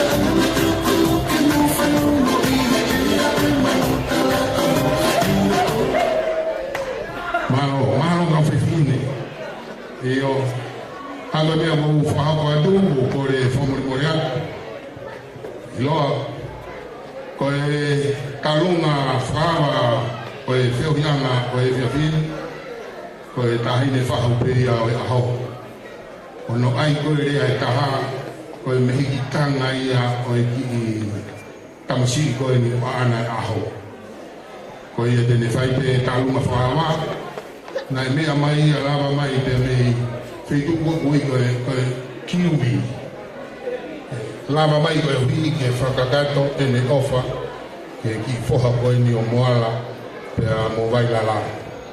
Koe au ku iheni ai e kore atu iai ke te teo mai e ne tālunga kai hoko mai he uai e whaiwa o utari mei he koe hui unau taimi wawe te ki nau tole nau sou ka nau whoko. Kore ke DJ ai maa ni whasika e teo mai e tahine tālunga ai whahu koi a oi aho, ai whawhiwhia i kene whaawa, ai kātoanga, oi whiawhini malo.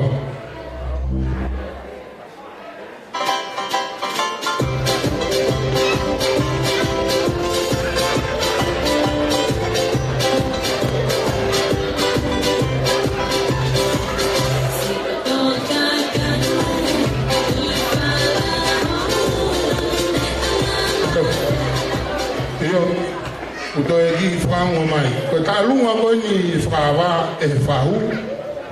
E kaua i pe mo e whaamiria o e whaiwhe kau. E whahoko ai pe te nau kau. I he tā lunga toko nurani i he whawhiwhia o e aho, tahi ne whahu. Ki isio sio e toange pe wahataha na me whunga whonua. E o kou sio o hange e kuhala. Kapau ne ata na ki he kawaka he o le mato ki mo fonua o ke ka mo ko e ko me ko he kamata fava o e fiafini ko ia o ko le ko ho e ki pe fo he ko no moni e ta ni e ko me be a ho e to mai pe me hostea ai uma ai pa mo to i mo ko ka la pe to fo ki ane pe me ange ke ho e ki ke whamafonua. Kai ko e tālunga ia o Whiapini, e kau atuai e whaiwhikau, ma te alona manoa, ka umano whamiri, e tālunga e whau, pea e piki atuai pea i pea moi whamafonua. Neongo usio koeni he uhanhange pe ko au, ka mo wilo pe no tolu, na merina fonua ko me ko ne hoko i velata. Oia, ai hafasi ki DJ pe talama e fasta lunga ko e tahini talunga mano.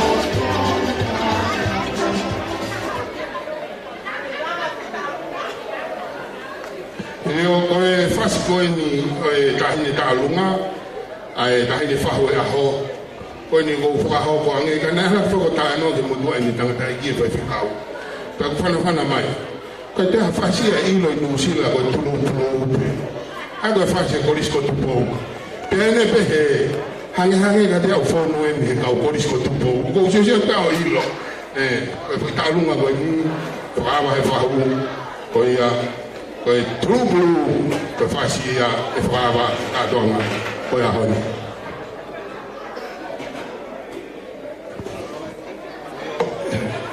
cada DJ o DJ o kutu aqui ele tio pa qual forma manila he Facebook ka kwa hamu fe ma ya o kule ta to tomu pe ya ko lo anga ta go ni go so fa ya na to ni ya lo tu anga ta go ta si pa go so mahino pe go va wa no fatongi aoni ta go koia como tolu ko o fema ha mo ka tonga ko ta ta no ma jai te ka ke kwa dia mama be ya fe mo mo koia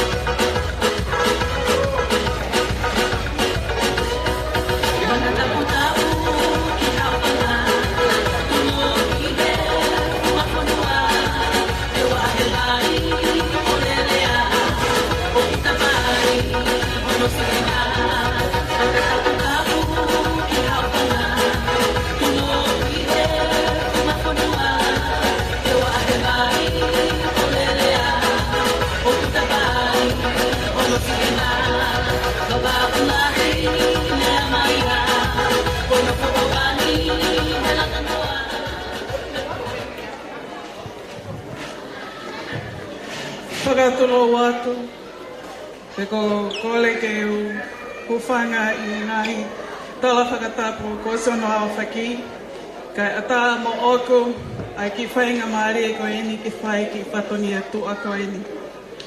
O tata mo atu ko whawhitai ke te mai he mani, ko ngā ko e tauhi hao e tau ngahi mo ui, tau te whito ki a Tevita Zontani Ikanavei Manoa, and now see I hono makamai e tau taha e ahoni. Happy, blessed birthday, Tevita. O tau wha maalo whoki ka uhinga, ka ngai palani katoa nai whai, hono whotoutou, e tau lawe ai, e he aha ko eni. Ka koi lang katoa pe, tau wha whoki ki he otua. Koe ku kopingoa, ko siasina, whanoa lātou, koe whika ua I he whamiri, o ko nofo I Lucila I he motisaute, I he kikolo ko Timaru, aia o tuuia I he waha o Christchurch, pia mo Dunedin, aia ko mau whetu o, ko whetu o kau I whetu o momoko. Pia lele mai a neafi, pia mo hoki te hina ko eni, ko e sisi tahaini I he mau, I he ema whaeta ngata, I he ema whanga whaeta ngata, ko ki maua pene malawa mai me Lucila, ke omi, ke kao ngā whakataha te ama Tevita, ke kātoa ngai a hono aho I he ahoni. Kai kai halea mo ua mele. Whakamalo atu I tau hitama. Mo ngawe katoa peo ke whai. Pe tala mo ngāki pe mo koe. Awha opa koe ni. Te la monu. Te lele mai o kau I whakalangi te aha koe ni. Tako whakamalo lai et kia te koe. Kia I halea mo ua. Kia I me mau. Koe masi wau ango atu. Ka he mau I he ni pe he ki whamiri. Ka mai. Ma ulu motu a. Whai whekau na te alona mo whamili. Pe he ki sone kata mo whamili. Pe he whoki ki whamiri e ma whae. Ma I he ni katoa pe. Ke mai ai ofa ai ongo kui ele kia te koe. Ma aloe tau. Ma aloe whae whatongia whakakui ke whoa koe pe he kia kuria. Koe ki teki o mau mau ka ki tola peta. Ke whakahonga I ake ai ofa o whai mele. Ko inga ngau e kotoa peo ke fuesia e whamiri, siasi, te mupuleana. Ofa lahi ake te koe, pe kia ele mo whamiri kotoa peo e whae. I ngau e maonga kotoa peo. Te mau ofa ake te koe Tevita o whakawhalau mai e ofa. A hoonga kui mei tonga, te heke toenga o e whanau mo e whamiri hono kotoa. Ofa ke kawe e ki a te koe tau muho ki moui, ki ke hoko o hataha o te lakange e o tamai. Ofa lahi ake te mo tolu, malo a pito.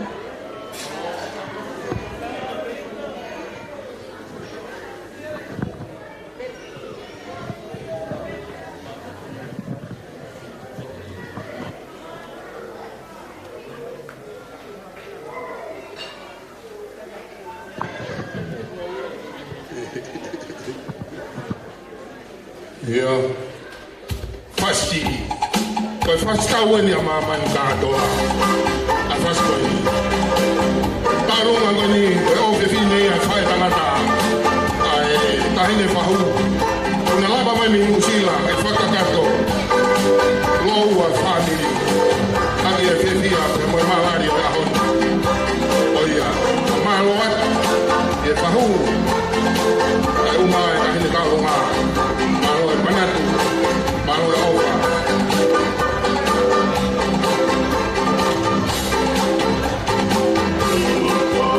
Opa. Aua, Amatake, Ngau.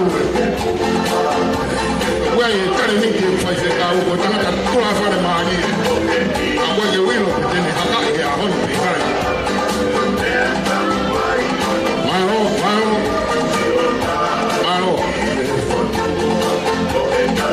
Oi, mano gata.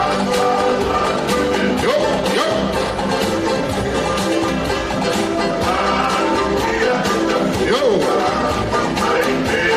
Nadie. Oi.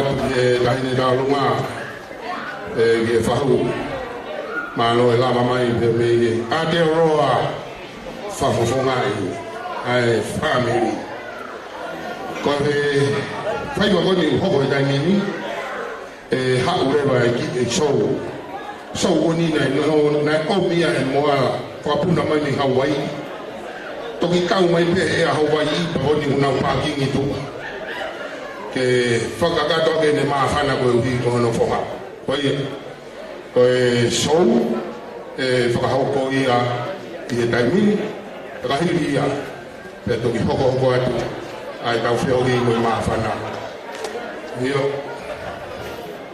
malo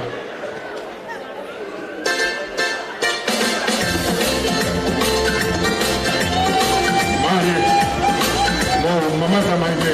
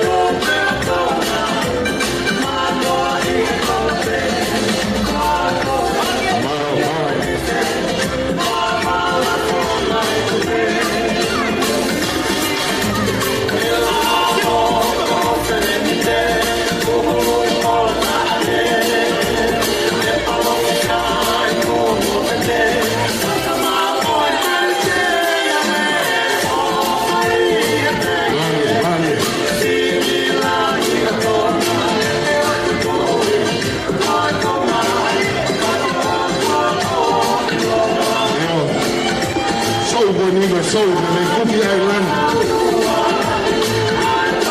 to kui ko inga moa apa upala apa kia tu era para le ia io to ne oia na ujani ke foka kato amo mama tante ka kwa hapo kato anga mo foka kwa ke haya akika so ko ni to so ka kwa ka na ujani na to na wo pe na wo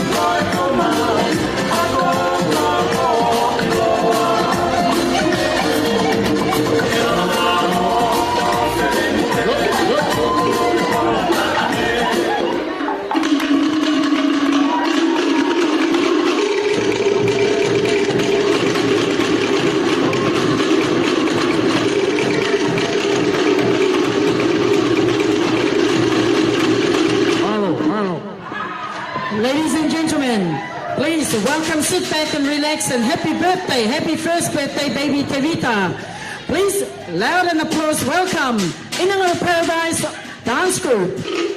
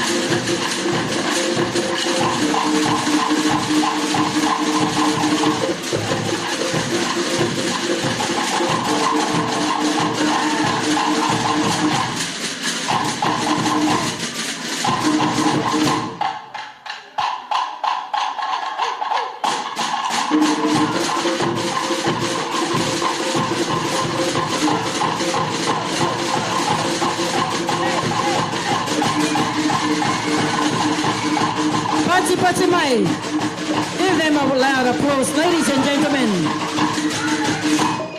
Ladies and gentlemen, we'd like to dedicate this beautiful song, action song and solo number to our birthday boy. Once again, happy birthday.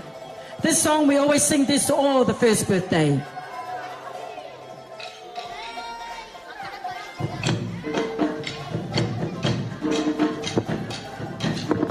Malo. Yeah. Pati mai. Todd. Thank you. Waiti te marama. Hey te popoi. Mari. Dokuchi aki angara ia koe. Mari. Waiti te marama. Hey te popoi. Dokuchi aki angara ia koe. Mari. Apati aura ia koe e ine. Mari. Aere mai ka ere taua i te ura. Wei. Mau tō manea. Oia. Tama e whakatonga hiwa. Ai ha kupare. Mari. Ena ke ia ki runga i tō tino.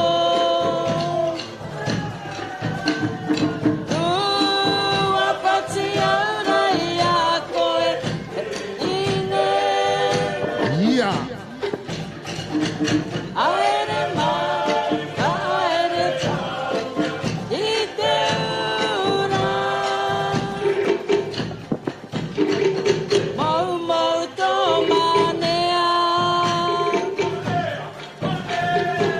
E tō iti are. Tērā ke ia ki runga i tō tino.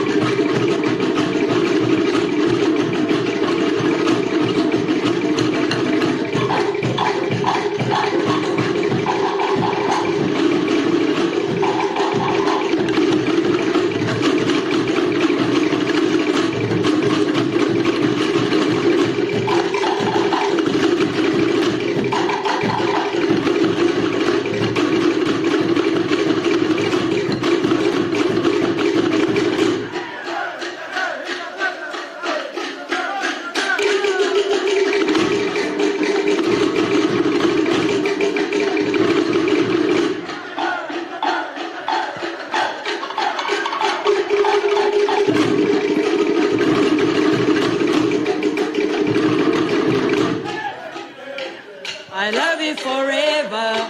Baby, baby, don't never say never. Baby, baby, I love you forever. Baby, baby, don't never say never. Baby, I love you forever.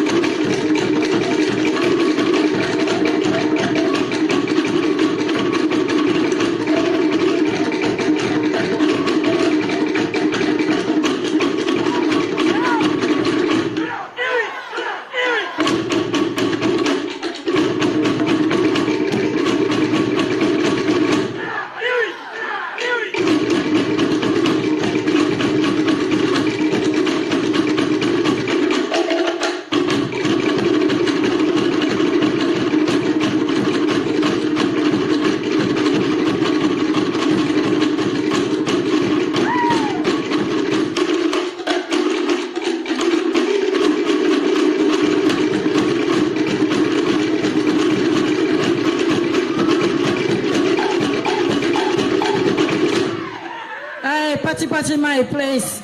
And ladies and gentlemen, we have come to the conclusion of our show this evening. We hope that you have all enjoyed our show. We'd like to say this will be our last finale. Kia ora, e kia manuia.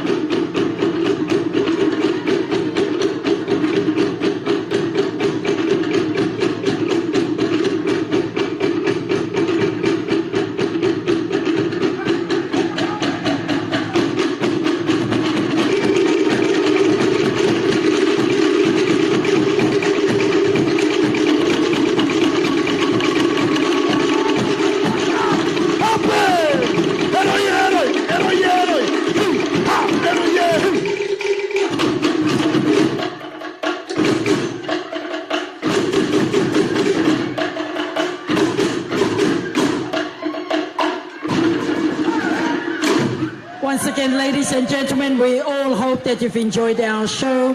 And we cater for many functions. You're most welcome to come and see me for your occasions. So we'd like to say again, in the Cook Islands, kia ora e ke manuia. Malo, pamalo atu.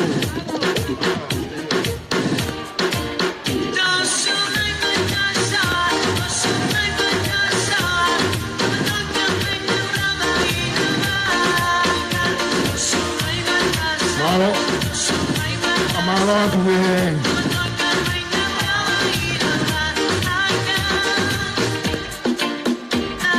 Kau tau koni me Cook Island.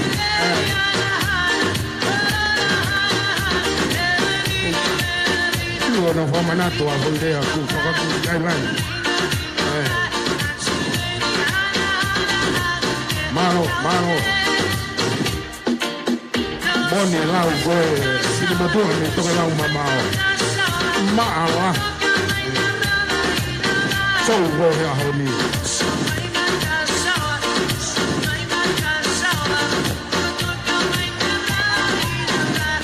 Ari.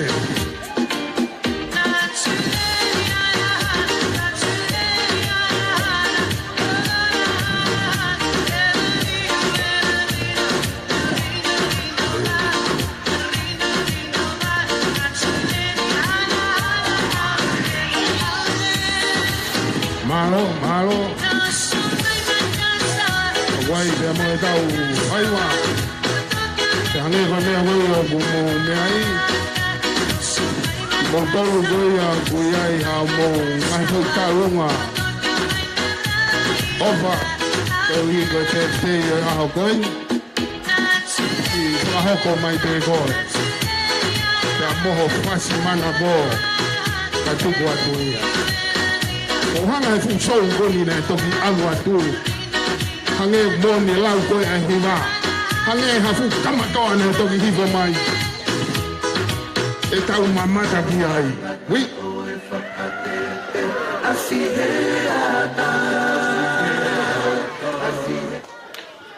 Malo.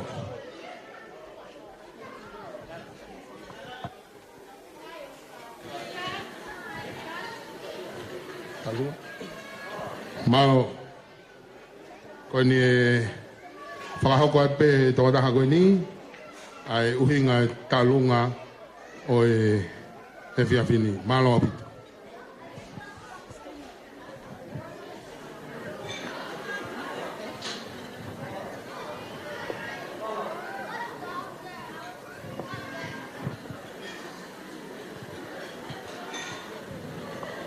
Whakatolau atu tongi, kau whakamalmalu atu he alunga aho. Koe whiawhia pe ke kau he whakameite aho, whakakoloa koe ni e hoko e tautaha o Tevita. O ma mui mai pe ia kurea si, moi te hina o moala, ko maasi moala o ku ikai ki i heni. Moi tu whaafine ke kau atu he whiawhia o aho. O ku ikai ha mea e mo ua koe ofalahi pe kia Tevita, mo lotu he hokosia ne aho he aho ni. O ku heni a ki tua whewhine a Tevita, ko Sarah Angelina Kami, ke whakahoko atu ai ta olunga, ai ki kau ho foa hofu koe ni. O ofalahi mai a Siosi mo Saminata kia Tevita, papihe foki kia Vailala mo moala, ka ku koleni ki a kuria sii ke ka ataki mai mua. Ko mau ki i ofa he ahoni ko e tahawhe ke atu ke kumia ka fo ilole ai tamasi aho. Malo. Ofa lahi atu.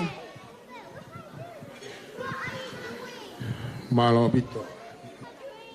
Ta lunga ena ku o si whakare atu. TJ, o toka ngatu na na ke fuhanga ko e ula ko ni ane. Mani. Io.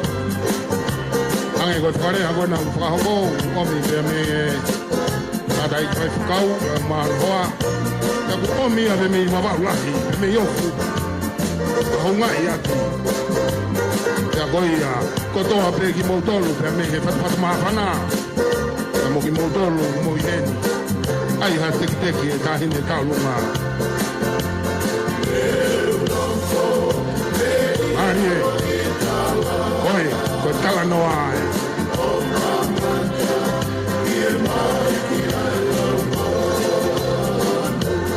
Marie taulunga.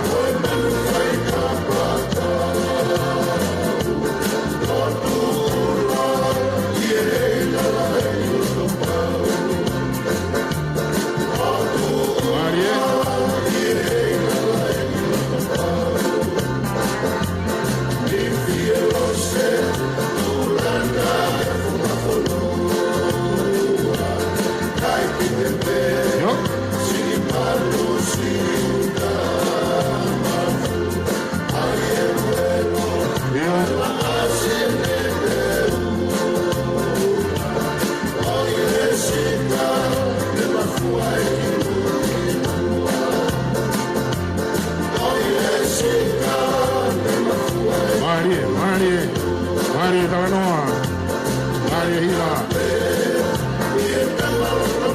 Yo, nada bem da malo do nem afu. Foi lá logo hala balu.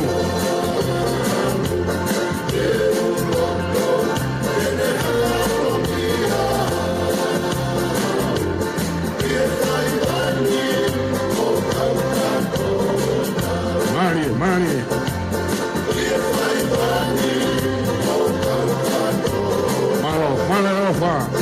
Malo to bom.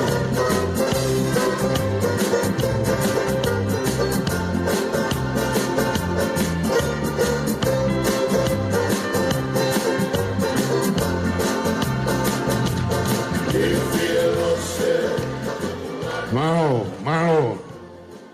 O malo atu ke fine talunga. E mo talunga fia. Hon. Io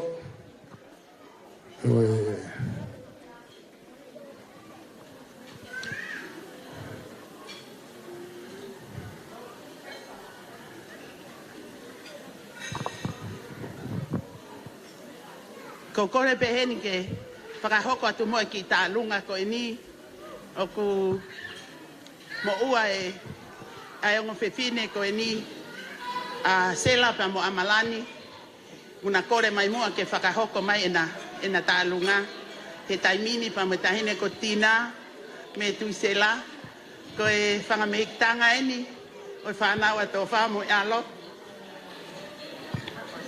au mea mai ahoni ta e beha fasi be ako he fasi pa koe ne kunau loto peke hau pea to whamo e alo kona utunga ane o whai pe nau e nau tālunga kau kore peheni ki he anti e whanau koe na to whamo e alo ke ne whakahoko atu kore peke hu whanga atu e ngai whatapu kotoa pe ko osi pai me tātuanga koe ni koe ki tālunga pe ni ai hoe ki pa moe ka fua motu kotoa pe mo hien kai ka me mau mai tamasi pe tei koe ki koe mi pe di panga pe taha ke kumaka ne ka pai nu koe a pe malo koe a ke tai mai fasi hostea malo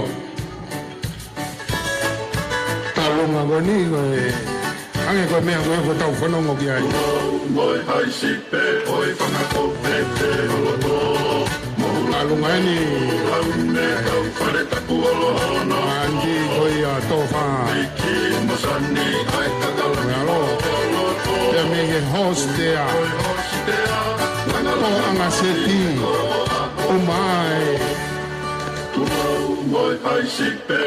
Kapet maire, kamu kina udol kodoa madanga hostia.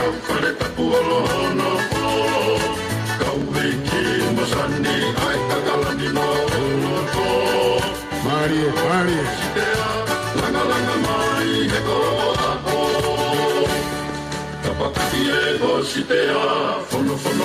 Ange kone koe mo me ai. Koe fae koe ni tangata iloa na i he malaya ka pulu o Smith. Ngama mahi ahoni de whakakato. Marie, oua! Sei, Marie ne kuonga, o eiti. Marie.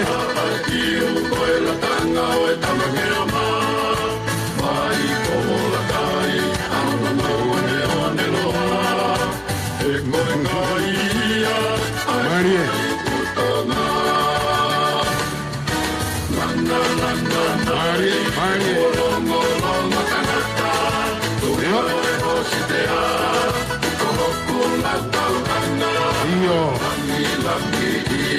Hey, hala ko toanga ia e se ki mo ngai flau maka.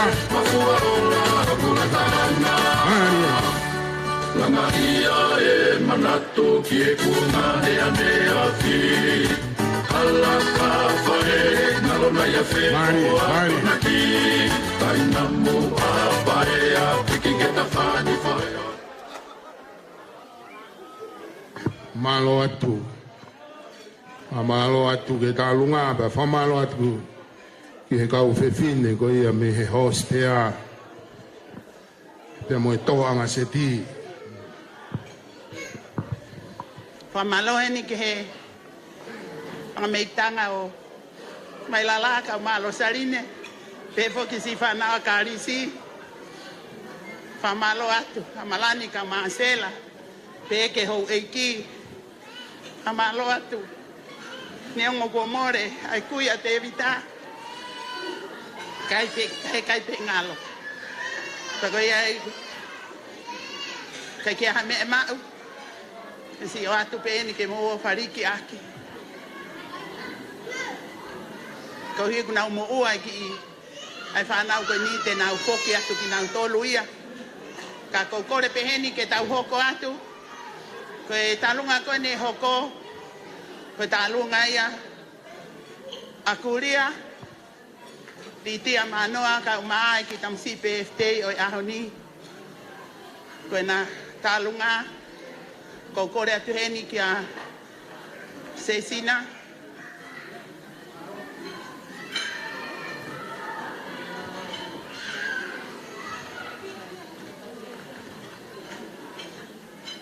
Amo Tevita katakma Tevita ken ke kau he talunga ko ini.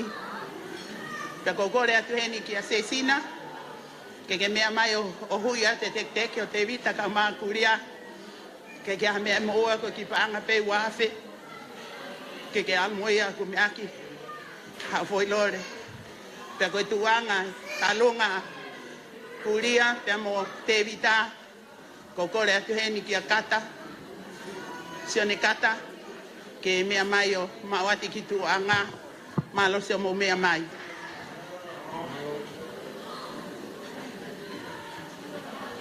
Algo noi. Algo.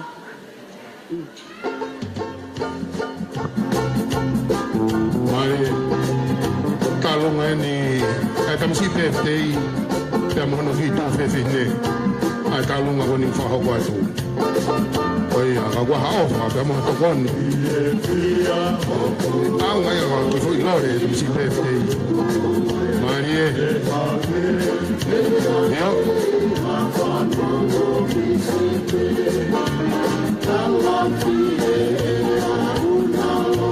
Marie fa. Ai, ove vine o mola. Aga va per me, fonua.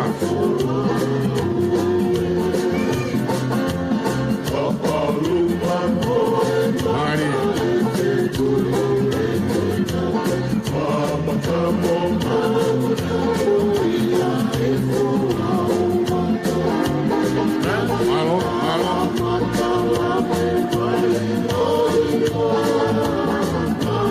Malo. Yo. Malo.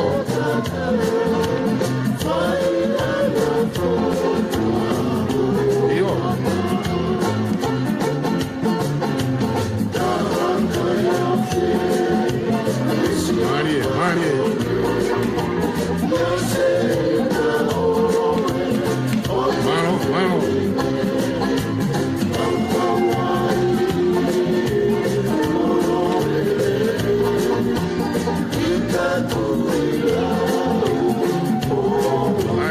Mari Pau, Mari Haka, Mari Talunga.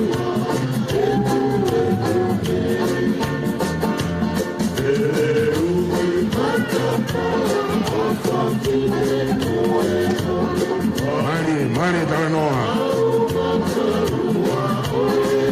Yo.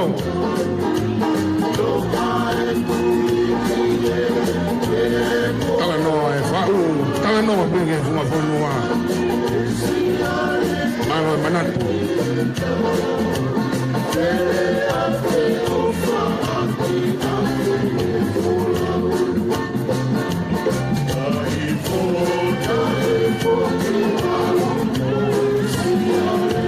Di foto di ballo.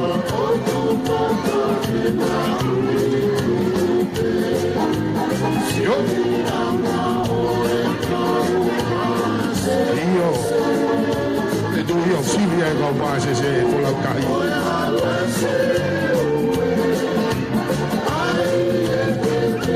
Oia. Agua che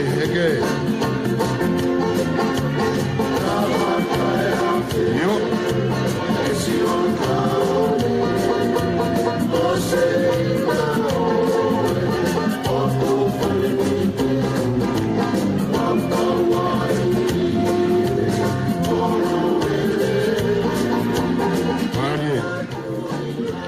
Malo con che fine, malo mo talunga, malo e famei. Koe talunga ena ko whakakato atu he pangai. Pea ko ki motolu ko ia kua ho monga he talunga mo kataki, wofi mei pe. Ko ki whana mai pe au pe tala mai o whasi. E lava ia whakahoko atu he tiche. Malo, talunga hoko eni. O si mea pe ia heni o tawhaki, e whakahoko atu ia. Malo abi. O kore pe ke ufa barmaro atu pe he ngahi tala whakatapu o si whai atu ki mua ia te au. Ka tā mo ke whakahoko ate ki taolunga koe ni. Koe ki taolunga koe ni, koe ki taolunga ia e... O ngo whae tangata a tamai koe ni a moala, a pehe ka mate alona. Pea... Koe ki taine kune whae taolunga, koe ki ofe pine ia vae ate a mo lata he anga. Ko hingoa foko lata I whare siu eukariti. O whahingoa au ki he kui goni a mate alona mo e tamai goni a moala. Pea koe tunga vae ki mautolu e whae goni a mate alona mo e tamai goni a moala. Pag maua mai pea o whakafongai atu e onki whae tangata koe o mana ia bea mo Maui neau ke moala pe mo vailala pe kia me ai e mau ko whangawha e tangata masiva en mau pe a hon ke kaunga fia mo ki mo tolu I he pe fite I ho mo foha mau o whalahi at ka moa ka kia me ai e mau ke whakahauka take o mau whatongia koe tunga vai ki mautolu, atua ki mautolu o whakakato aki ngai whatongi au toe. Kore peheni ki a vailala, ha huia te ki ko ki tola pe taafe, ki aia ka foi kapainu o Tevita, ko ia pe malo. Malo pito, koe koe talunga e ko whare atu. Ko si whangawhae tangata a mate alona ka tehe ka Tevita. Ko nau tolu eni na o whai e whotunga koe ni. Ko whamiri pene taha o whai na rai koe whakau. Whatala noa mau pegi hene whangawhae tangata. Ko tui unau heni ke whailonga a maa whana honau loto.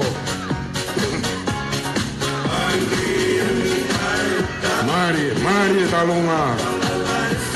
Yo, mo tolu kotoa pepe me toa whaone. Te ka pauna ia haka inga pe me he lolo. Te ko lave I pe wai pigi ngā tu e whanonga e whanawhai tangata ko I. Ia me he kolo kona e toa e ofa a utui.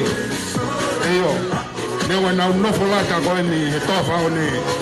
Apa e kala noa ki ai konga e whanini. Ko nau lava me ai. Ka koe uhi ko e whanawhai tangata. Ai a koe tunga ane ai whae a mate alona. Kia moe tamai a moa la Tevita. Koe nau whanau e nau o mo whahauko. Ai talunga. Mare talunga.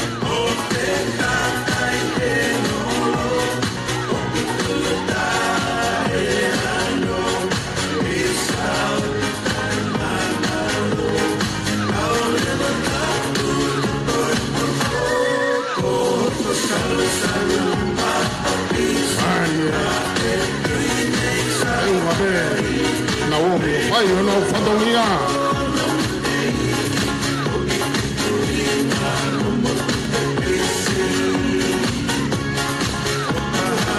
Mare, bego que as maços cala, Helena.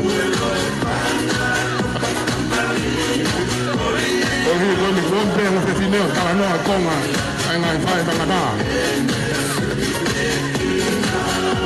Mare.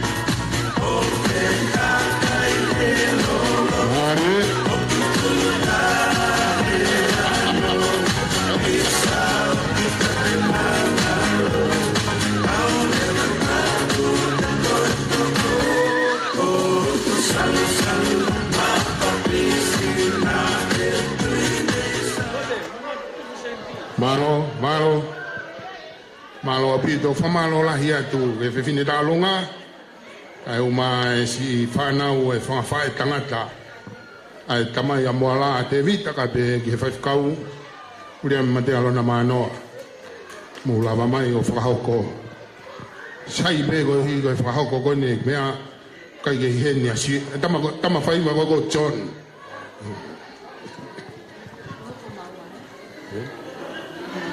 malo mola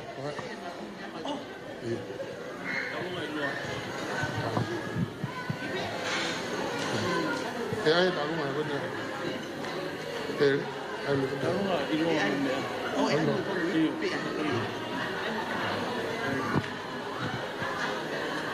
Fatulo watu kore peke u fa malmalu he talfata ko sona fa ke kamatanga ngawe anga mawinga fi afkoen tupe mua ke fa malmala te filmotu ata iloa koen fa hokot pe mua hok fonga ai ki fa me ite oe poko enu. Tevita Zontani Ikanavei Manoa. Oku waulele mai pēu koe mui whanonga I he hou eiki I he whiawhini. O ki taulunga e whiawhini oku ko ngā ua. I kai ngata pehe ho skelo aku toi ki maulunga nge hostea o ki ai hou eiki he whiawhini. Mau mai pe ki heni ko whakamau inga ia ai hostea. Koe ki whine motua o whahohaa o kou takai whala ke ki motua e ua koe angkolo o moala. Koe manat merie pe ke aho na e whai ai a hono whakahoko e api ko eni ko ma ki pare na e mo ui ai ki ngoto umu a moala. Ma o whalahi atu Tevita me he funga whonua kau toi whamanatu heo e ki oku kau mo e hostea. Ma o whalahi atu ka te koe ka kia me ma koe ki whamiri masiva pe ki mautolu. Koe koini oku maulere mai moia e lava pe ho foi askirini ho foki atu ki o mo api. Tupe mua whaloloa kau mau o whatu levele mai malanga kau tatau atu. Kata mua ana fuspala.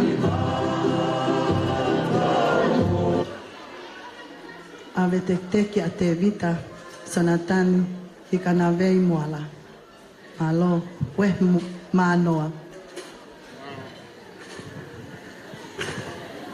Manoa pito. Whakare ai ko whakako mai. Talonga pe me he hostea. Tika inga dai to kau pepe mo e. Os kelo e funga fonua. Mari au pito no whakamatawai. Oua. Yep. Mari talonga.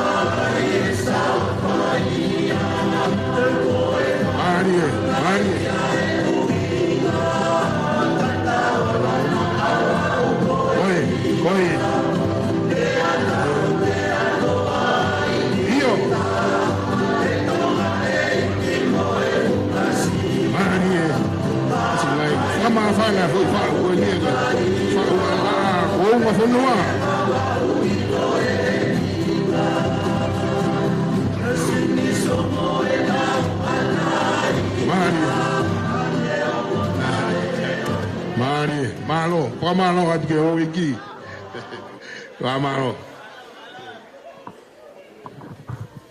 Pamalo ke hoiki. Si me amayo. Whakalangilangi e ki motu a koe ni, Tevita. Ka ki whakameite te tau hoko ki ai. Koe whangamokopuna pēni. Aia koe whangata o ke tēni o Tevita Zontani Ikanavei. Pea koe whangamokopuna ko toa pēni. Ka koe uruaki ta alunga. E whakafofonga ia, te nau whakahoko katoa tupe, ka koe tālunga ia, whanau a karisi, piriami, nepote, tō whamoe alo, papepo ka Simeone, ko nau toloeni, te nau whakafofonga te ulaki tālunga, whakafofonga te ulaki tālunga, pea koe tek-teki, oe tālunga koe ni si kalta mai o eiki koe ni, ne pote ka maa tō wha mo alo, tō wha e tuate ka maa Miriami mo Simeone, koe pa anga ta hafe, Tevita, e kia me maa, ko whangata o ke te, o atu pese niti koe ni, ke si tokoni atu ka koe, pa koe fuanga rei au pito, ki tamasi koe ni, pak ma ofa te whangata o ke te koe ni ka te koe. Kai tuate. Ale me au whakai I whanau koe ni. Whangata hafe. ko e mea ofaia ka Tevita Zontani Ikanavei. Pea ko e osi ko e talunga ko e ni e hoko rewa e talunga e whae tangata. A Tevita Ikanavei mo tua ko viri siriva.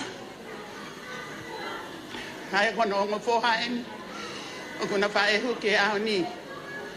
Pea ko e konga ia hono ua o e talunga ko e ni. Pea ko e konga hono tolu ko e whanau ia alo saline pea mo taulanga moa e whakafofonga e tupe e whanga makupuna ko e ni ko ki whatongia ia whai whanga makupuna ko e ni ko whawhetai pe ko hi ko e ofa mo e tahi o whahe o tua mai ki tamai o eki ko e ni ka mo mea mai ko e ulata alunga e ni e whanga makupuna ko e ni whanau a karisi Viriami ka Massimione mo mea mai ki ai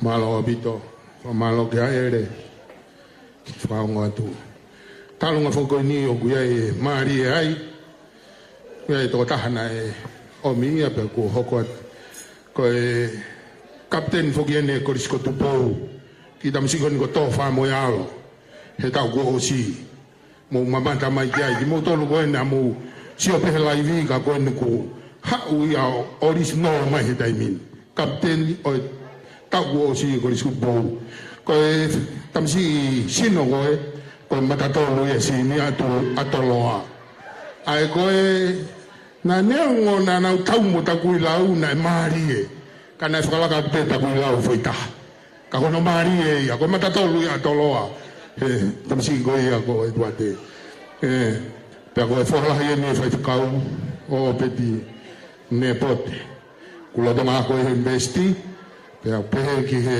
whoha e tokon pūre pe me koisko tupu tamsi ko Viriami ko e whoha e tokon pūre a toroa ko ki motua e ua ko Simeone ko ia pea ko e whanau eni ko e kuiheni whuk pea mo e ofefine o Viriami hori ko Viriami hori ko ta kapten mo e koisko tupu ko ni ku kakato heni a ki whanau ke nau whai whakame i te o vine go ia o Viriami hori e be ki e famo puna ere malo apito ko ki whanga pe a ka ko hata hak fie loto ko whakapare ko no taimien ko ka tangata ai ko e whatongia ia na lava he whana ua ko pagunga na uieni malo Mana ulu mono mea mana lo walu pe Kau kaloki e kola kakawa Tai hau ngasi e kua whao ke turi au ke upai a whai a mua Me ma ulunga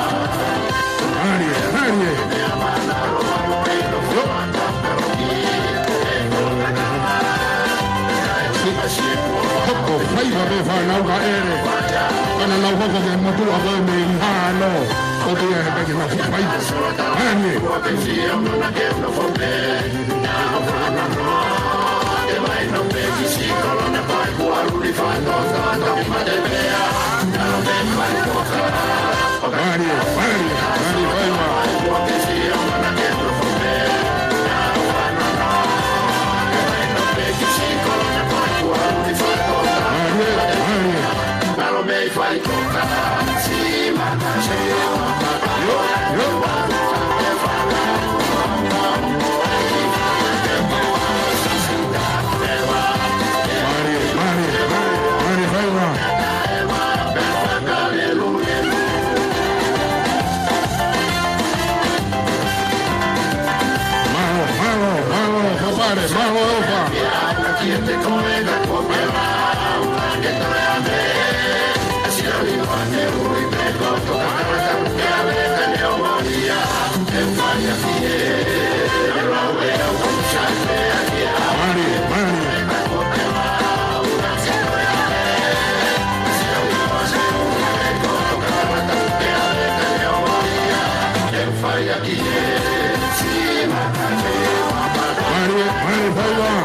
Mari haka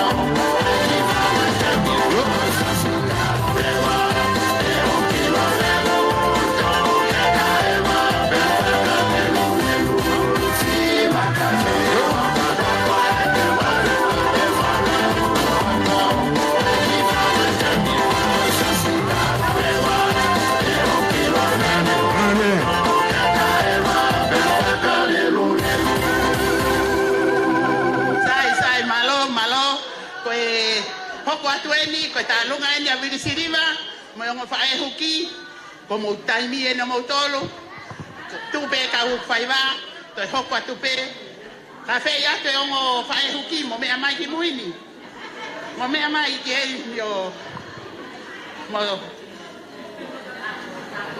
come on Taron stand up Sitani come Will Siriva and see. Bring the money.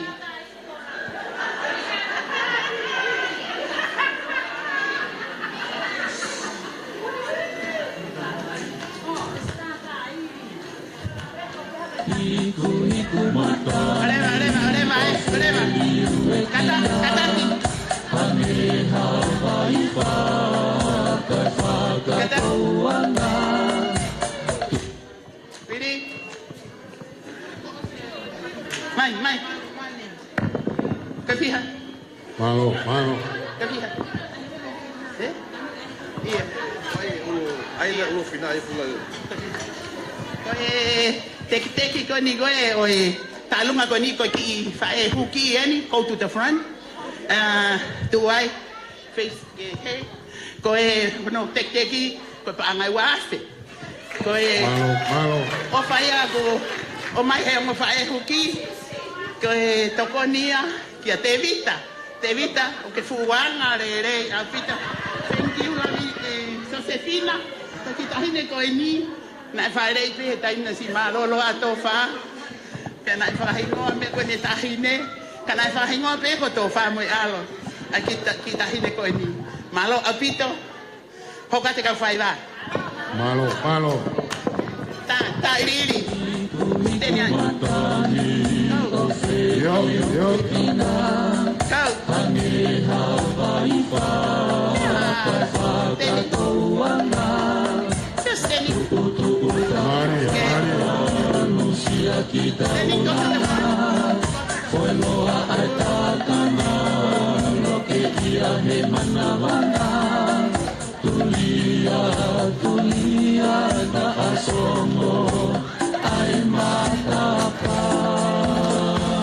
Yo. Malo.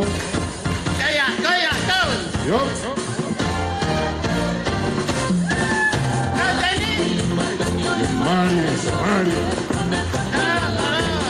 Mari, faiwa.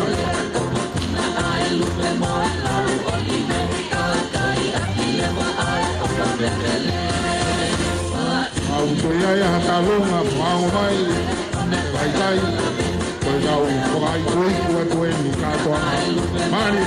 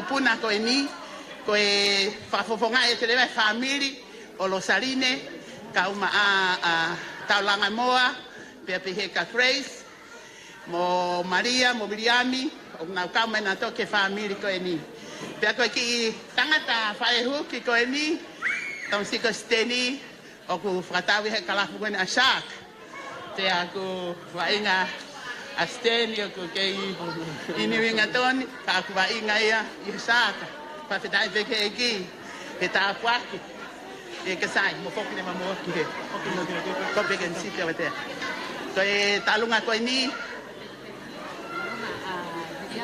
iya be mo unha e talunga ko ni ko e tek e talunga talanga pa mo briam hori ko e paanga e tahafe Tevita ko e tokoni ni a Rosaline ka ma Maria ki a koe malo at Maria manat si ofa e ki mo puna ko ni pa da favetai e peke iki ta kwa ki mo e ki tamsi ko ni sai mo me amai ko e ka fefine ni ka o fefine ako na ki eni ki siat ko mai so ko vai ko so la me na fa fo nga ia tu e talonga a Williami e pehe foki ki a talanga moa ko panga tahate ko le atu ki he kuria kata ka me mai o hu e teke ka u fefine o ave ki he ke he puha mana o fakiai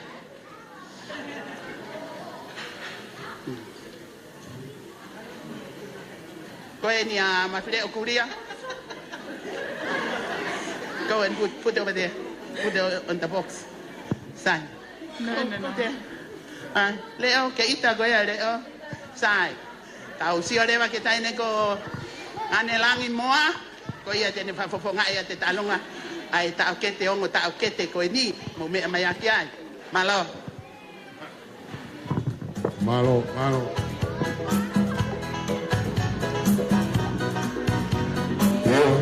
malo bido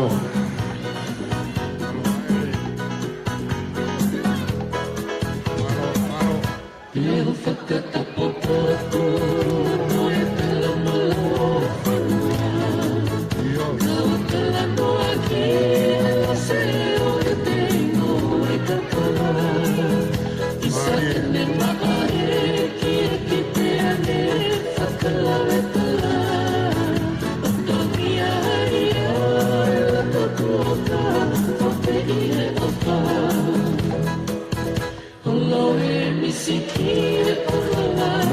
Malo. Kalau ngako ni, kau nak bos perangat. Dah buka ai kong ai kai ngalotu. Ai mai ko sai lo ame. Ai wah. Kau ngako ni kelas kau ni kata kita konsep mata. Ko talunga ko ni mau ko talunga Maria mo bria mi koi pe fo ki talunga talunga to e kai mo lo malo of malo isa ene maare ki te ane fakala vetala otonia ia to kota porque ire ofa Loe misikire omato kalira saya no te ahova na Maria alto el tocaria no te tumo por la diana afuia y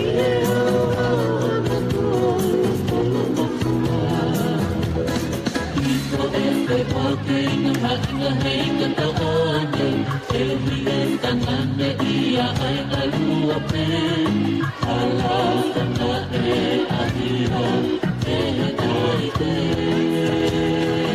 hino e te hoke inga hei kata one e hine tangane ia ai alua pe ala kata e ahira e tai te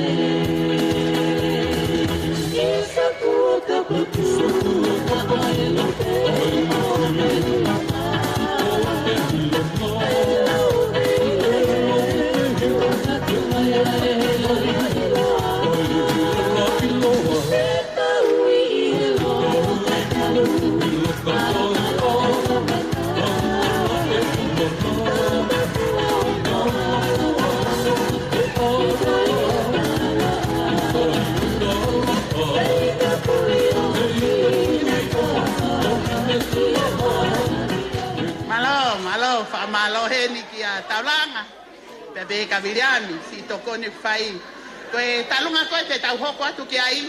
Koe talunga ai ni. Me he lausi I me I ahau. Koe... Mari.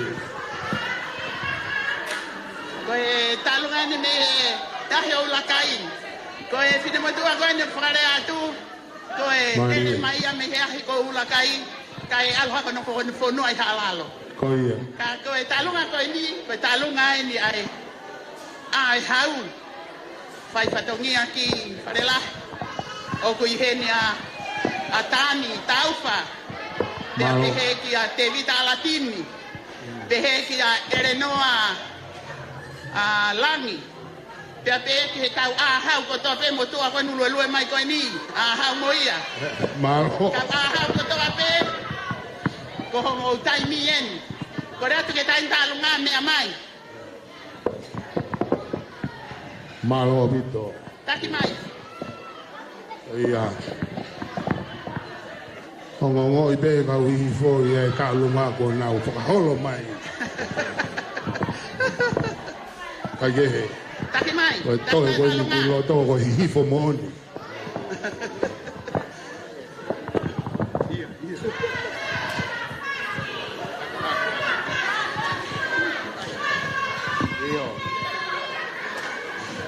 Tulo watu pe kau whai ate ki whakaoa koe ni Pangai koe mena whakarea tuai whini motua koe ni. Koe hui koe tālunga koe ni koe tālunga ia. Ai kāinga pa mei he ahi o ulakai. Whareha kiri. Malo. Pea tikai ke whai tālunga. Tomua tuka whaftai ko malo.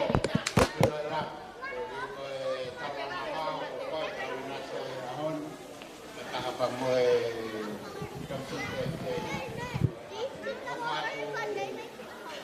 Koe iloa, kau patai. Ka koe ape, ka koe hene tangata eiki, ka loto pe tangata eiki te whai haki tālunga pe pa mei kolo lere mei ai a koen ai kuhi ai ki tamsi koen o whai ai tau hene ahon. Ka koe ape, ka koe hui au ku whawhewhia fuk, tau kau patai. Mo si ngahi tamai, kau ilo pe ko pongpong, whahoko ai sapate tamai a pongpong. Kau ofalahi at kak mo dol hono kotoa pe. Si ngahi tamai o mo ien, watawang ebede mo mau ha aho le rei a pongpongin. Pea tau whetuku mai he o tua ha tāpu aku mo manu, kak mo dol I he aho a pongpongina. Koe aho ni fok, neongo koe tau katoa. Ka koe katoa ngai aho nia koe kono mo ni koe lere mai pe me hewe. Te whitoi a kau pe taha. A katoa nga oi aho. Ai o koe te aha ke hei a heni. Neongo koe kau nuku nuku koe pepe una mo wau nila. Ka koe tupu anga. Pa me he ahi o ula kai. Neo mo tupu anga. Ka koe whia I he ahoni. Koe hui mahino koe tau katoa ma whia I he ahoni. Koe teke ki tālunga o e ahoni. O ku wheungaia pa moe panga e uafe. Ke atu peke poko. O kore atu heni ki he kuie ki tamsi koe ni. Alo fua mai e ki tamsi. Pea ke hui e pare pa ona ke toi tangi e ko ilo teke whia he mau e teke koe nā moe mea.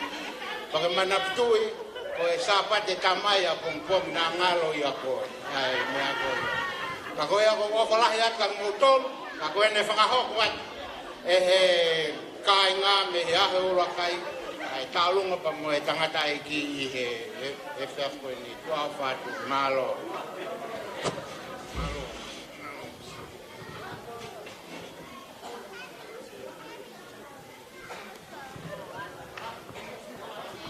Malo Vito, whakamalo atu. Eo. Koe na, koe tālunga na kāinga ahi ura kai. We, kei whahao fo, kei kakala pe alaha pepe manoni, ai ahi ura kai. Ne takamilo holo he. We.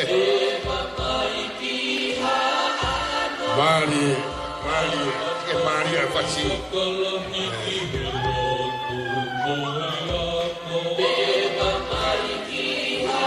Camilo e facci, io tu hapai. Alleluia, kamata me haana o katoki. Flausi mai ke ahi o uakai. Maria. Io, talunga hoko. Lava mai a koloa matangi, andai paisteni o whakarea mai. Ane mato, omi ha mau ki whainga Marie, kai ngā hotu. Maro, Marie, nau teu ki ai. Io, talunga na, te mehe ahi o ulakai. Marie whau, Marie hiva. Te lau te manongi te alaha. Koe uinga i a lolo alapasika. Na e omi a me fuahi koe ni. Pai ako no kākai lolo. Marie.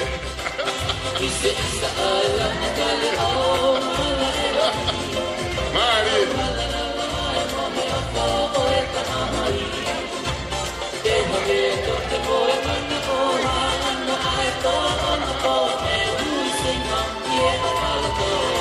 Maria Mafana, Maria vivia.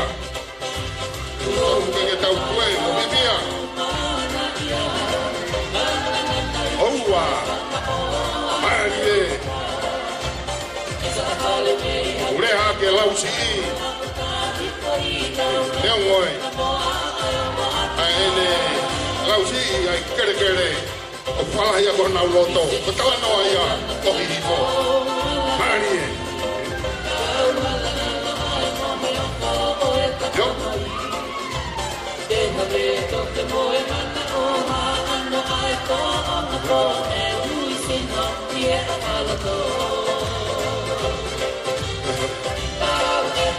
Yo.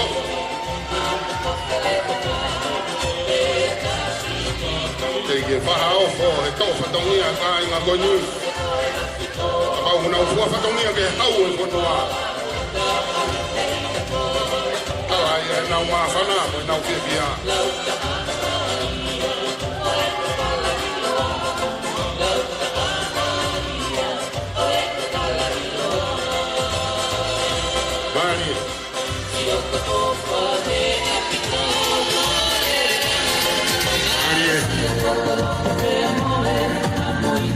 Moni, fare un fai. No, na. Noa. Ai rea, ulu motua, me nuk. Kaka tupu, te me ahi o la kai. Pai whanau ta maia.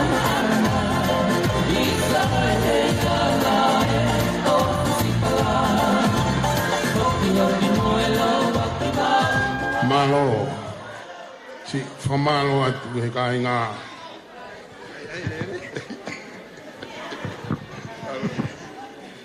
Whamalo atu. Koe singata ngai. Whai whatongian. Whai whakamongopuna koe ni moala. Ka mamai lala. Kai ki ahane e mo ua. Whangatau ke te. Pepe ke whangatunga ane. Ke whakahonga ia ke ofa e ki ko whai. Mai ki tamasi koe ni koe Ikanavei Manoa. Tau heni ai aha koe ni. Ofa ke tik mo tolu malo mo tokoni. Ke lang ia pe e ki he mea kotoa pe. Ofa. Malo, whamalo e tahine koe re. Malo mo e te whamanatu mai. Ahi o ula kai. E ke tamai pia mi lausi. Tangai ko whakarea nau whai ane nai. Whamalo at ke onga tangata iki. Apakala. Me onga sisi o mou konga kere kere gane whalahi ako mou loto. Peko e hui ngai ke tua hi fo. Mari. Koe tangata koe ni uiok tawhaki. Koe tangata koe kolo matangi. Palestine. Koe ngai kalapu koe koe Palestine hasiasi. Ngai kalapu lahi sene. Munei heni ke whafafonga. Ai ka inga lotu. Ai au ko whakaunga tāmaki ai tamsi PFTI. Koe ia ko wange pe whangmari ako ni ki a kolo matang. ke me whakahauko atu ai ta'alunga o uhinga una uhiene malo. Whapapore pe, kau ho hao atu ai rewa, whenga maari e koe ni. Koe ku tuhe aho ni ke whafafonga e mau se tuata.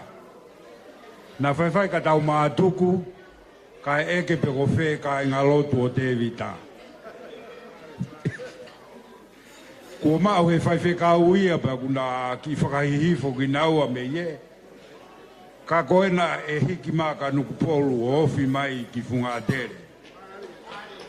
Pea koutuku peke mo toi whainga pena toi lahianga ka nuku polu o mo ki tā anoa koena. Pea kua kounau he ngahe whae o hepsipa. Pe te uta utu pehe pea tau maa tuku ka eke he matanga pe ko whe ka inga lotu o hepsipa. Ko se tua tā pena nau sioki ai. Koe ko kore whamore atu. Mai mua haki whainga maari e ke mau whai peha ki whakawhiawhia i o Tevita. Neongo ne mau os whai mau dolo e whakawhiawhia o Tevita he sāpata kuosi. Whakataha mo ne mami. Kaku mau toloto pe ke mau haa pe he whiawhini. Ke mau whai haki whakawhiawhia ma Tevita. Koe ko kore atu.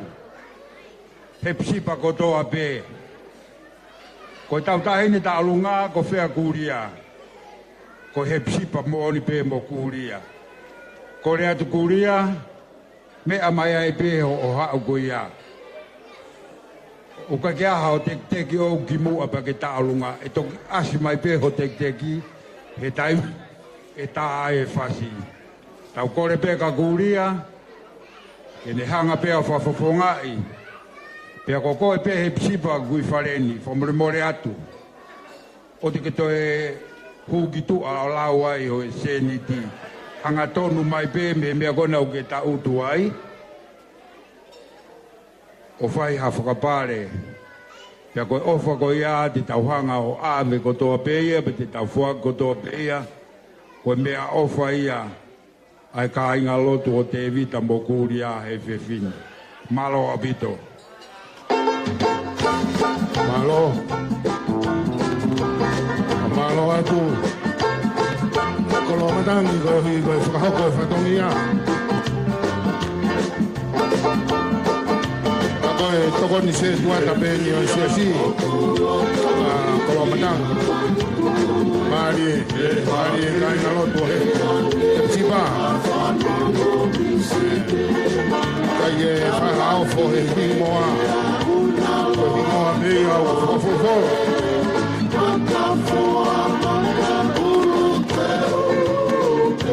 Marie. Alunga ne ka inga lotu koi kamsi birthday. Nau heni ne whafafongai. Ka inga lotu. Ai na wofa. Koe nau togoi. O honga ia. O hi koe amsia e Tevita hano makamaile. Koe tau taha. E he whanonga koe ni. Malo. Yo.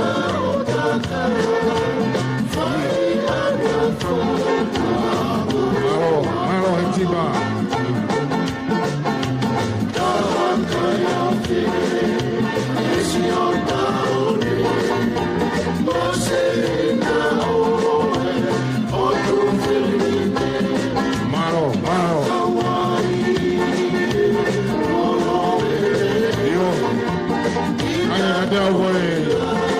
Talunga tapun ni benia. Tuke kato ia talunga to mama ni mui. Kato talunga ni si na ufafofonga.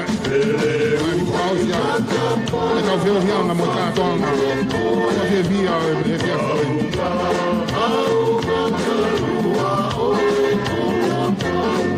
Marie.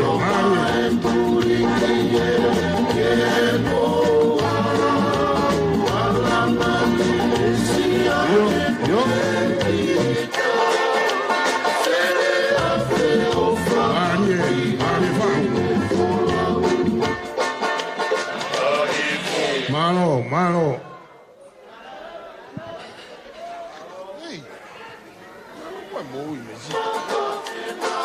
Ia.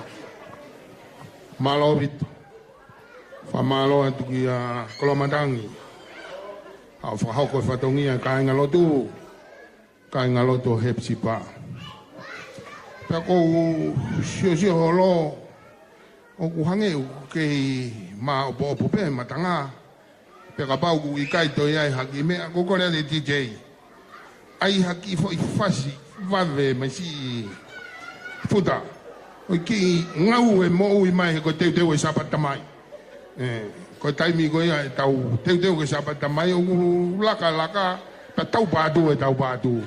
Ko ika te ai era fraosi o e tau feo anga. Ka mo ke mea be ko na ko ke alu atu pe a mea ko i menu. Ko na ko askiri mi na mo mea. Mani mo keke Soy tío, con pagan un año, Mari. Voy. Kota maetaha me lausi, foi viva con mí. Kau pau ke kumi ki hahake, kai ke fu ilong ai, na kapulu monua ko ina. Mari. Malo, Cofedín. Malo como dia. Malo, malaria ho, tau heni, tau mamata ki he fia, tau hiko e tau feo hi e esa. Marie, oh, tau ki pua na rako.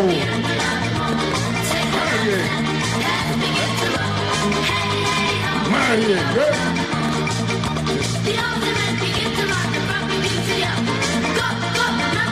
Tama hoge leo e lau.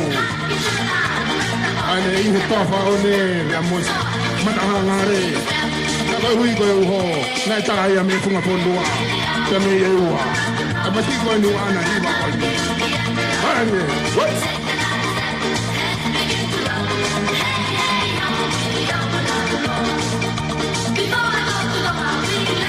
Mari ka fine. Boki fa angai fa si ke asia tu le lai kamalo ati ke mesti lai na honi ke paula ke DJ ya hot Mari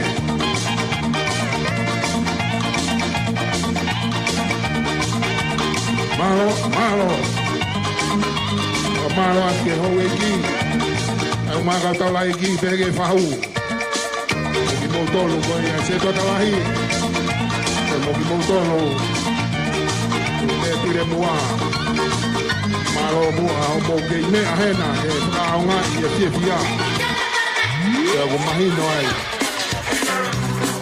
oua io i to pe tata ko na ki ia ka tum ya pong pong lo tu kono fasio nai Mario Manatu ke taimi na tau te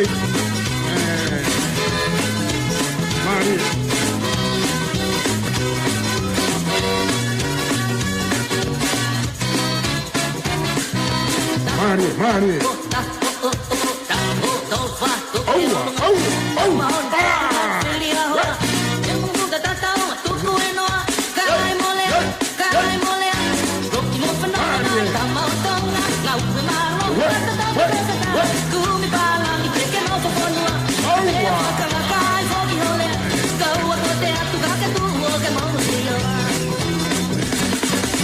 Io con il mondo lui to abbiamo malanga non sacava mati che cosa fine Mauli non ti fio cubane no va ai e preparo ora honi ko a hoi via oh na pe ka ula lo tona ani na usala ni na usala va e ka tona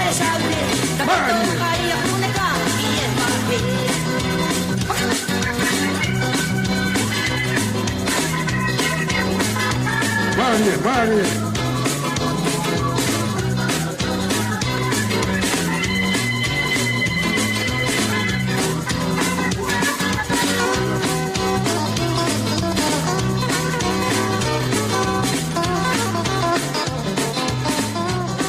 todo atu kau fefini. Whamalo atu ka motolu. Si kou ilau ko to'o ai pe mo tata ko naki. Ho mo ki tau pasi holo mo tau laka moni lau atini tini. Ma si awi mari ko ia ko tu kunga ia feo hi fa fia ko i ko tau yeni ko malari o fia fa malo atu ka te ki motolu fa malo at ke ho ki e pe ke te pire mua fa malo fo ki he tangata ko paula ko hi ko hulu ai laivi o ahon te ko mamata mani e tau ka toanga au fai pege tangata TJ e ahoni tangata ko vae tas ai longa taha au fima o TJ o atabe tangata ni na ne hanga o reva e ki panga e fofo anga uhinga o mawapi tana kai to ya hatala fala la mon pang mau ilo pe ko a fe adu ke si ko tu i go fala la anga ni si nga ho malo famalo atas ya go ang e fanga mari e go ni yo go ila mutu ene faya tu haki idea ya go fam pe ke alwa fe ene rea e tafaki ko ia kolotau e kapau e fo wan go mau tafaki o more at ko no molo e kasi o mai be mutol fo mo tapu e yo ate ai ko mau tu go nga mau tol me fo fo noa ka go fa malo la ya tu ka te motol pa fa malo ya mola malo bito o me ki fatongi ko ni ke te au te fa o fa ya e fa ha ko en ya go ato e o fa la ya tu ka te motol mo tala monu at ke singa hitamai amana ki sabat ya pongpongi tu ko nga fa ngari ko ni ka mola ke ne fa ka to at fa harea fa malo te ka hiria te to fa ka to e fa fikau ai tau ka toanga o e fiafin malo abito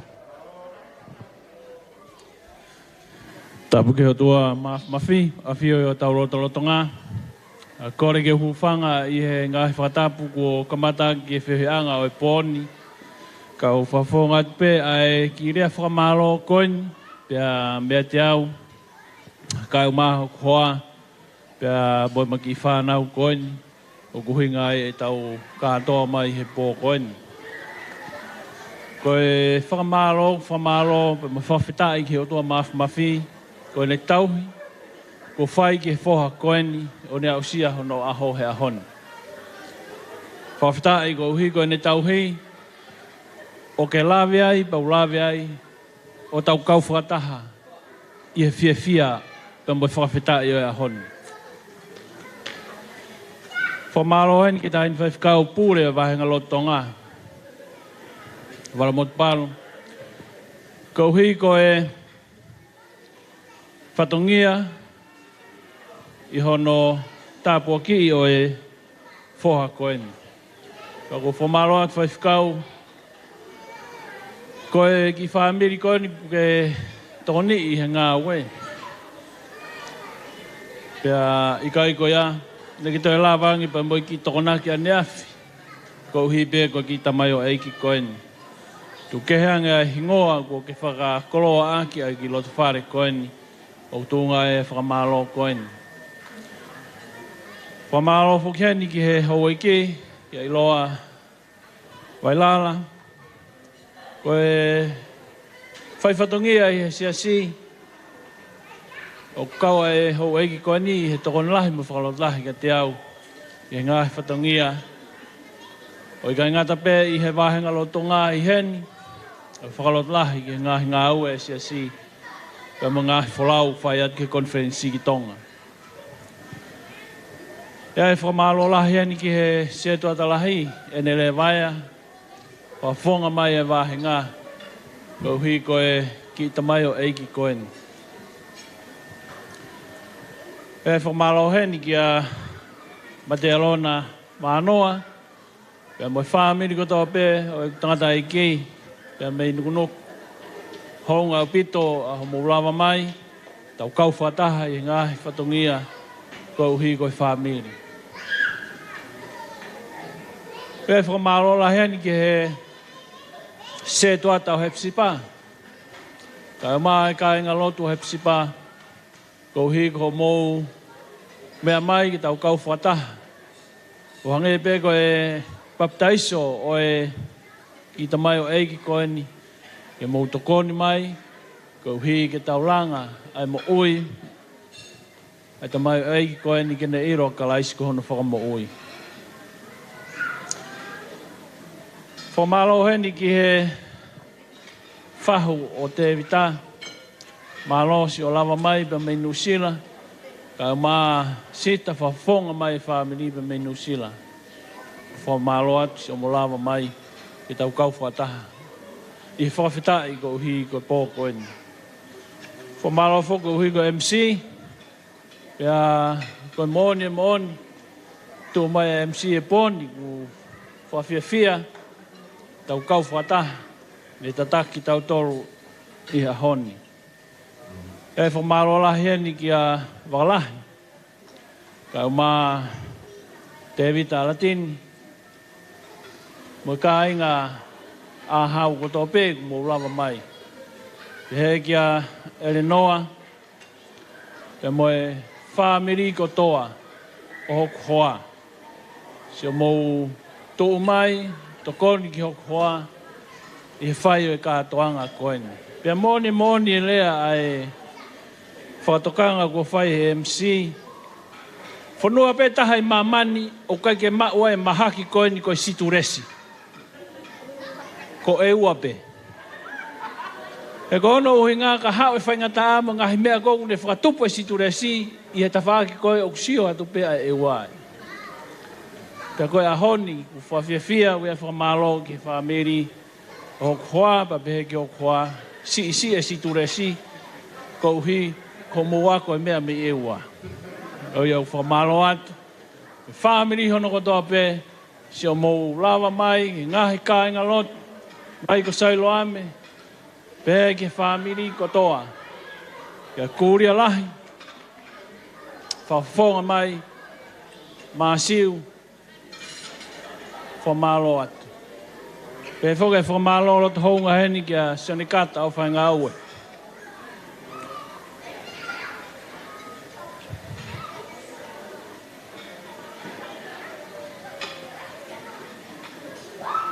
Tonga mau pe ai mea mai ai tamai o eki koen.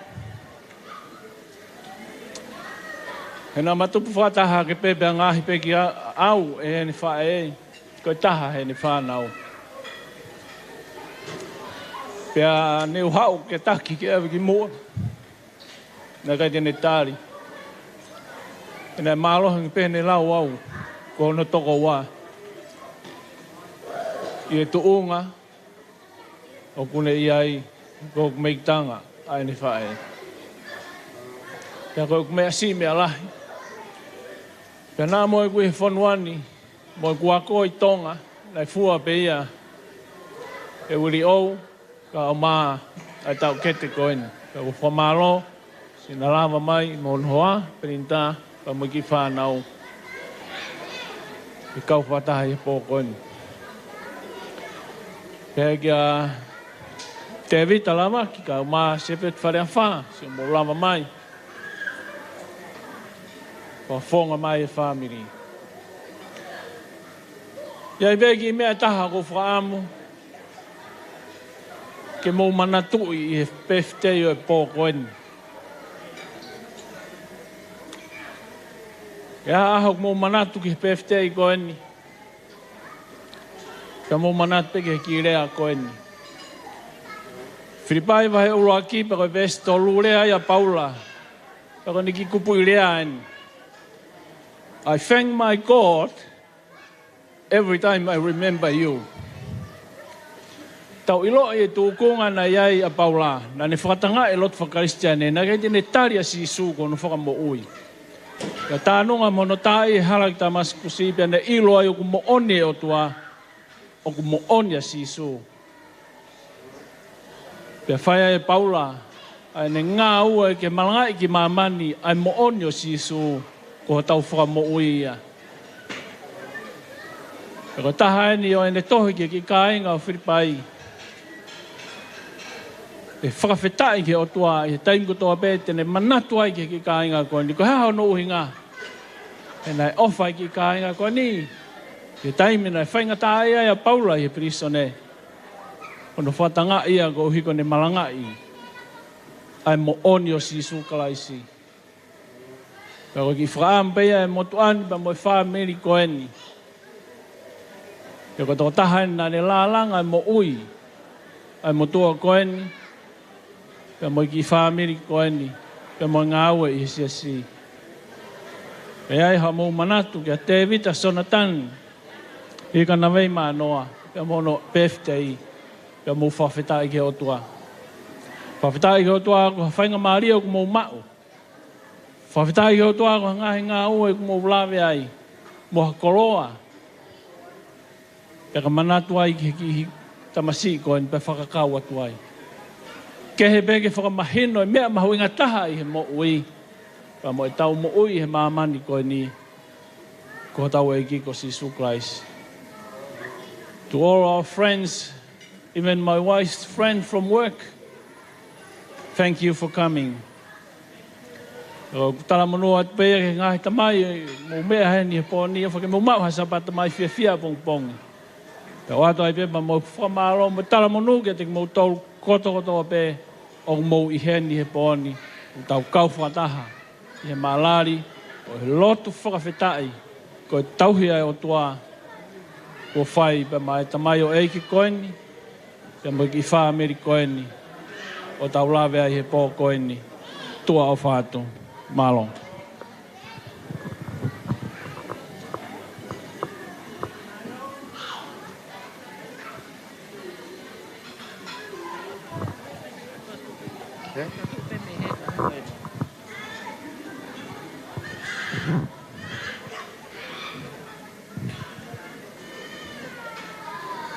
Tūpe mua ke u whakakakato ato e whatongia o e pō koeni.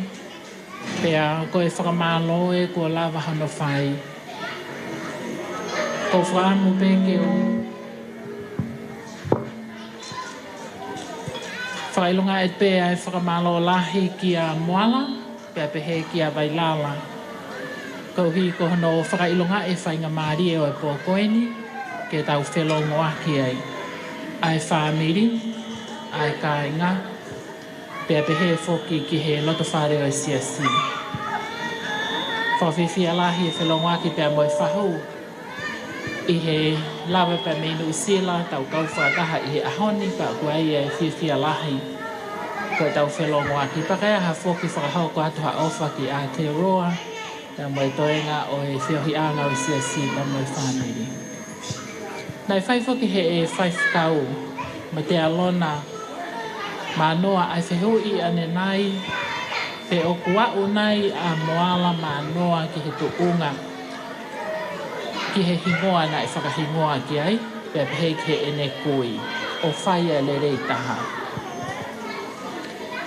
Ko wakai mai ne nai ri haka ai whaifkau tonu hono wae i he tapu moia he whaiwa pau pehe, koe ke aua moala ia ki ai. Wakai mai ki he MC ki muani, ai mohu lea, me he tawhaaki o ene whae ko pehe mai, koe ke aua moala ia ki ai. Ma te alona koe, tamai o eiki koe ni, ko hono lele i taha o whaia he ngā ue, kua ui ki ai i he eiki. Ko iki i whatongia o kiri whaki ki ai e he wāhenga. O kui kai ke ngā tape he ene whaia ngā ue i whale he ofisi. Ka kune huki tu au whai pa moi whatongia. Ka iai hapui ai siasi. O kune nima mo wa e ke whai. Pe koe tāri peia ki ho o whehu i o whai e moala hono lele i taha. Ki he ngā ue kua ui kia te ia e he eiki. Whakamalo atu. I he maukoloa lelei. Ko mai lala, ko whiwhine tale niti. Pea ko ne nima he ngahi te whaake he kehe. O i kai ko hono le obe, o ko ne tapa he ngahi mea ke he kehe, o toko ni e ngā ue o mau whai. Pea ko tonu pe ai hange pe koe whakamatala e ele ane nai e hingoa o e ki tamasi I koeni. Tonu pe ahano uhinga. He koe o mai pa me tefto I lea whakalisi. O ko uhinga ia koe amanaki mo ui I ha tāpuaki e tō. Pea kou whiawhia lahi kou talangia ele kou whakamalo atu I ho o whakamatala I a hingoa tonu he pōni. Pea mahino mai o kune mo ui aki ai whakaamoe ki hingoa koe ni. He neongo ai pepe e motu ai nawei o hakato kana e ai o kutoa e taurea koe motu pea kana e nawei. Kou hihe na e ai pea mea na e toka ai. Kene hanga puke puke. Pea kene hanga whakaau. Koe au wai whakamalo lahi koe whatongia fia o e pōni. Koe ki whiahui anga fia. Pakai kai ngā tai. Mō mea hifo ki he taimi o e tau whiahui anga he pōni. Tau fia pe pa tau wau pe o kute e ki ai ke hoko e hiba. Ko ose ki polo kalama e pōni. Whaka fia. Ko uhi he tau whai ke ki tamasi I vare koe ni. O kune mau e fia lahi.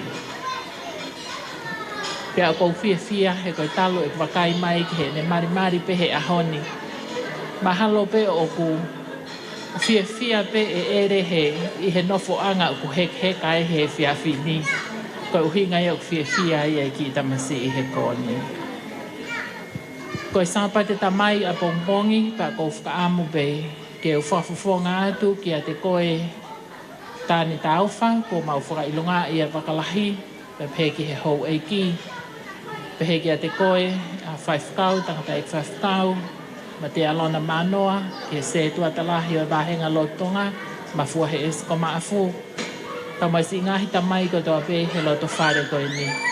Whadawange ke mō mauiwi I he tāpuaki mo I ke resi a eiki.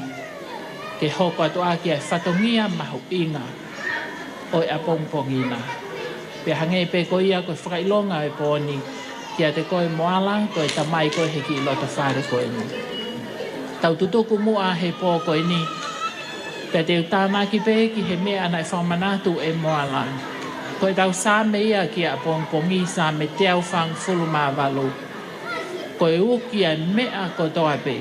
Mei he la lahi o au ki he whānau. Me he mea mo ui ko toa mo mea whakatupu. Ke awe whakamalo ia o Sihova. Aki ai uhinga. Nā ne ngauhi ki tau tolu mo mea ko toa au kui ai. Tuku mua ke hoko ia ko tau koloa. Pea tau tutuku aki I he pō koe ni.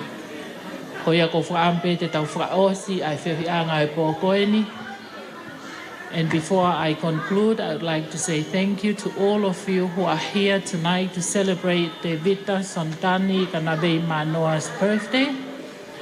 I hope that when you go back tonight, be very careful on your way home and be safe. And let us continue uphold this boy and our son in our prayer, not only today, but always. Whaampe ke tau tutuku a kia, o whai he lotu pea moe hufia. Ke tau lotu.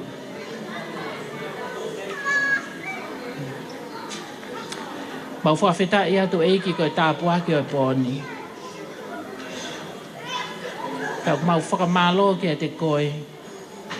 Ko tuku ke mau whakakakato ai whiohi anga fia o e aho koe ni.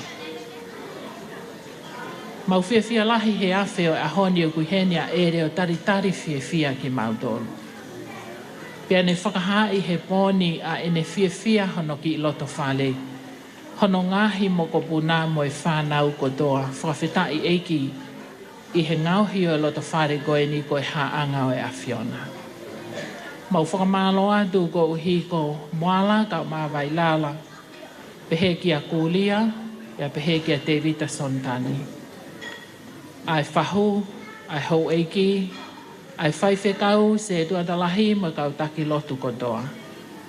Aki mautolu kotoa kua lo nuku iho au. Eiki koe fia o e pōni. Koe mau whakailonga I pe ai ofa tauhi mai ai a Fiona. O a usia e ki foha koe ni ai ta u whakakoloa o e lākanga ene mo ui. Pe au mau kei lotu eiki ko e hoko atu. Ke pehe e mau whanonga mo ia o whalala pe ke he taki ai awhiona. Ka mau katutuku i he pōkoeni ko hae ngahi kolo alelei kua mau to o he whiawhini. Mau whoki mo ia ke mau mauiwi ai. Ka tuange eiki ko wheha wheitu te mau iai, abe hao ki mau tolu. Ka tu ke whiongo aki e mau lotu, mo e mau huwhia, ke tala pea langi o ho a whio. Mau whaia lotuni i he huafa o ho aloko sisu klaisi, ka koho mau whamo ui. E meni, ka koe kres ai eiki ko sisu klaisi, pa mo ofa ai o tua, whio he lau maari e ma oni, ke ia tek mau tolu ko toa ia, o whai pia tae ngata. Amen.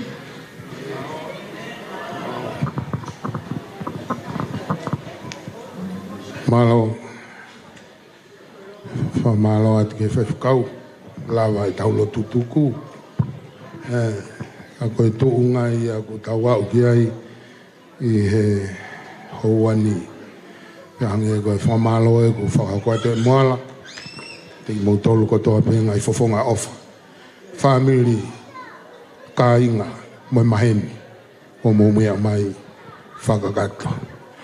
Ofa ke mou mau, sabate, tāpukina, ngai kamai, peko ate ofa lahi atu, kia te mautolu. Rewe malanga he, ka autoi whatata watu, nā ware kutoe tā hawhasi, ka tautoi hoko atu, malo awito.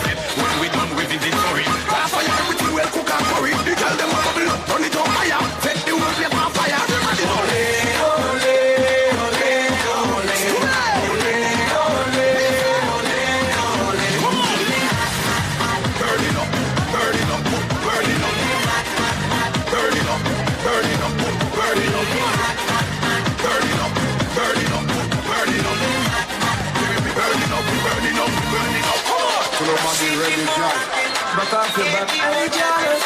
Back off your back. Hey, girl. Keep the spirit. Come on, let's do it. Feeling hot, hot, hot. Ladies, ladies, hands in the air. Celebration time. Let music activate your mind. We have a fire sound. A fundamental jam. So we go rumbo, get back now, get back now. Come on, and we rumbo, get back now. Sit up. It's gone. All it's nice on the remix. And the girls that need Bend over and move that body. Bend over and shake that body. And you know that you're bad. You know that you're bad. Nobody can whine like you. Work that body. Bend over. And you know that you're bad. You know that you're bad. Nobody can whine like you. Keep whining. Keep walking it. Keep whining. Keep dropping it. And rock it down like you're mad, mad, mad, mad.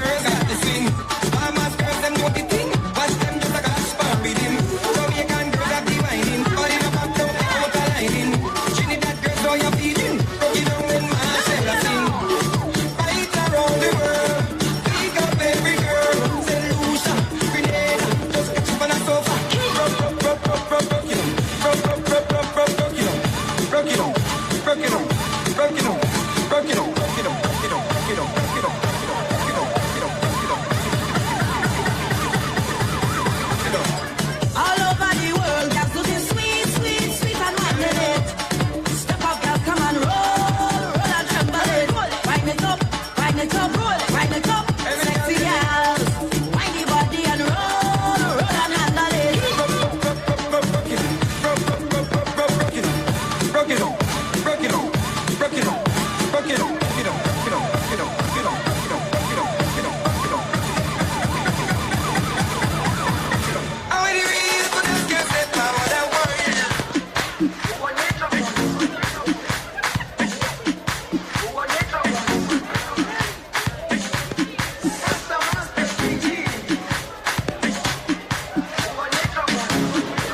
Jerusalem, ikayalami, ilondoloze, uhambe nami, zungangishilana. Jerusalem, ikayalami, ilondoloze, uhambe nami, zungangishilana. Dawo yami ayikholana, buso wami awukholana. Ilondoloze, zuhambe nami. Dawo yami ayikholana, buso wami awukholana. Ilondoloze, zuhambe nami.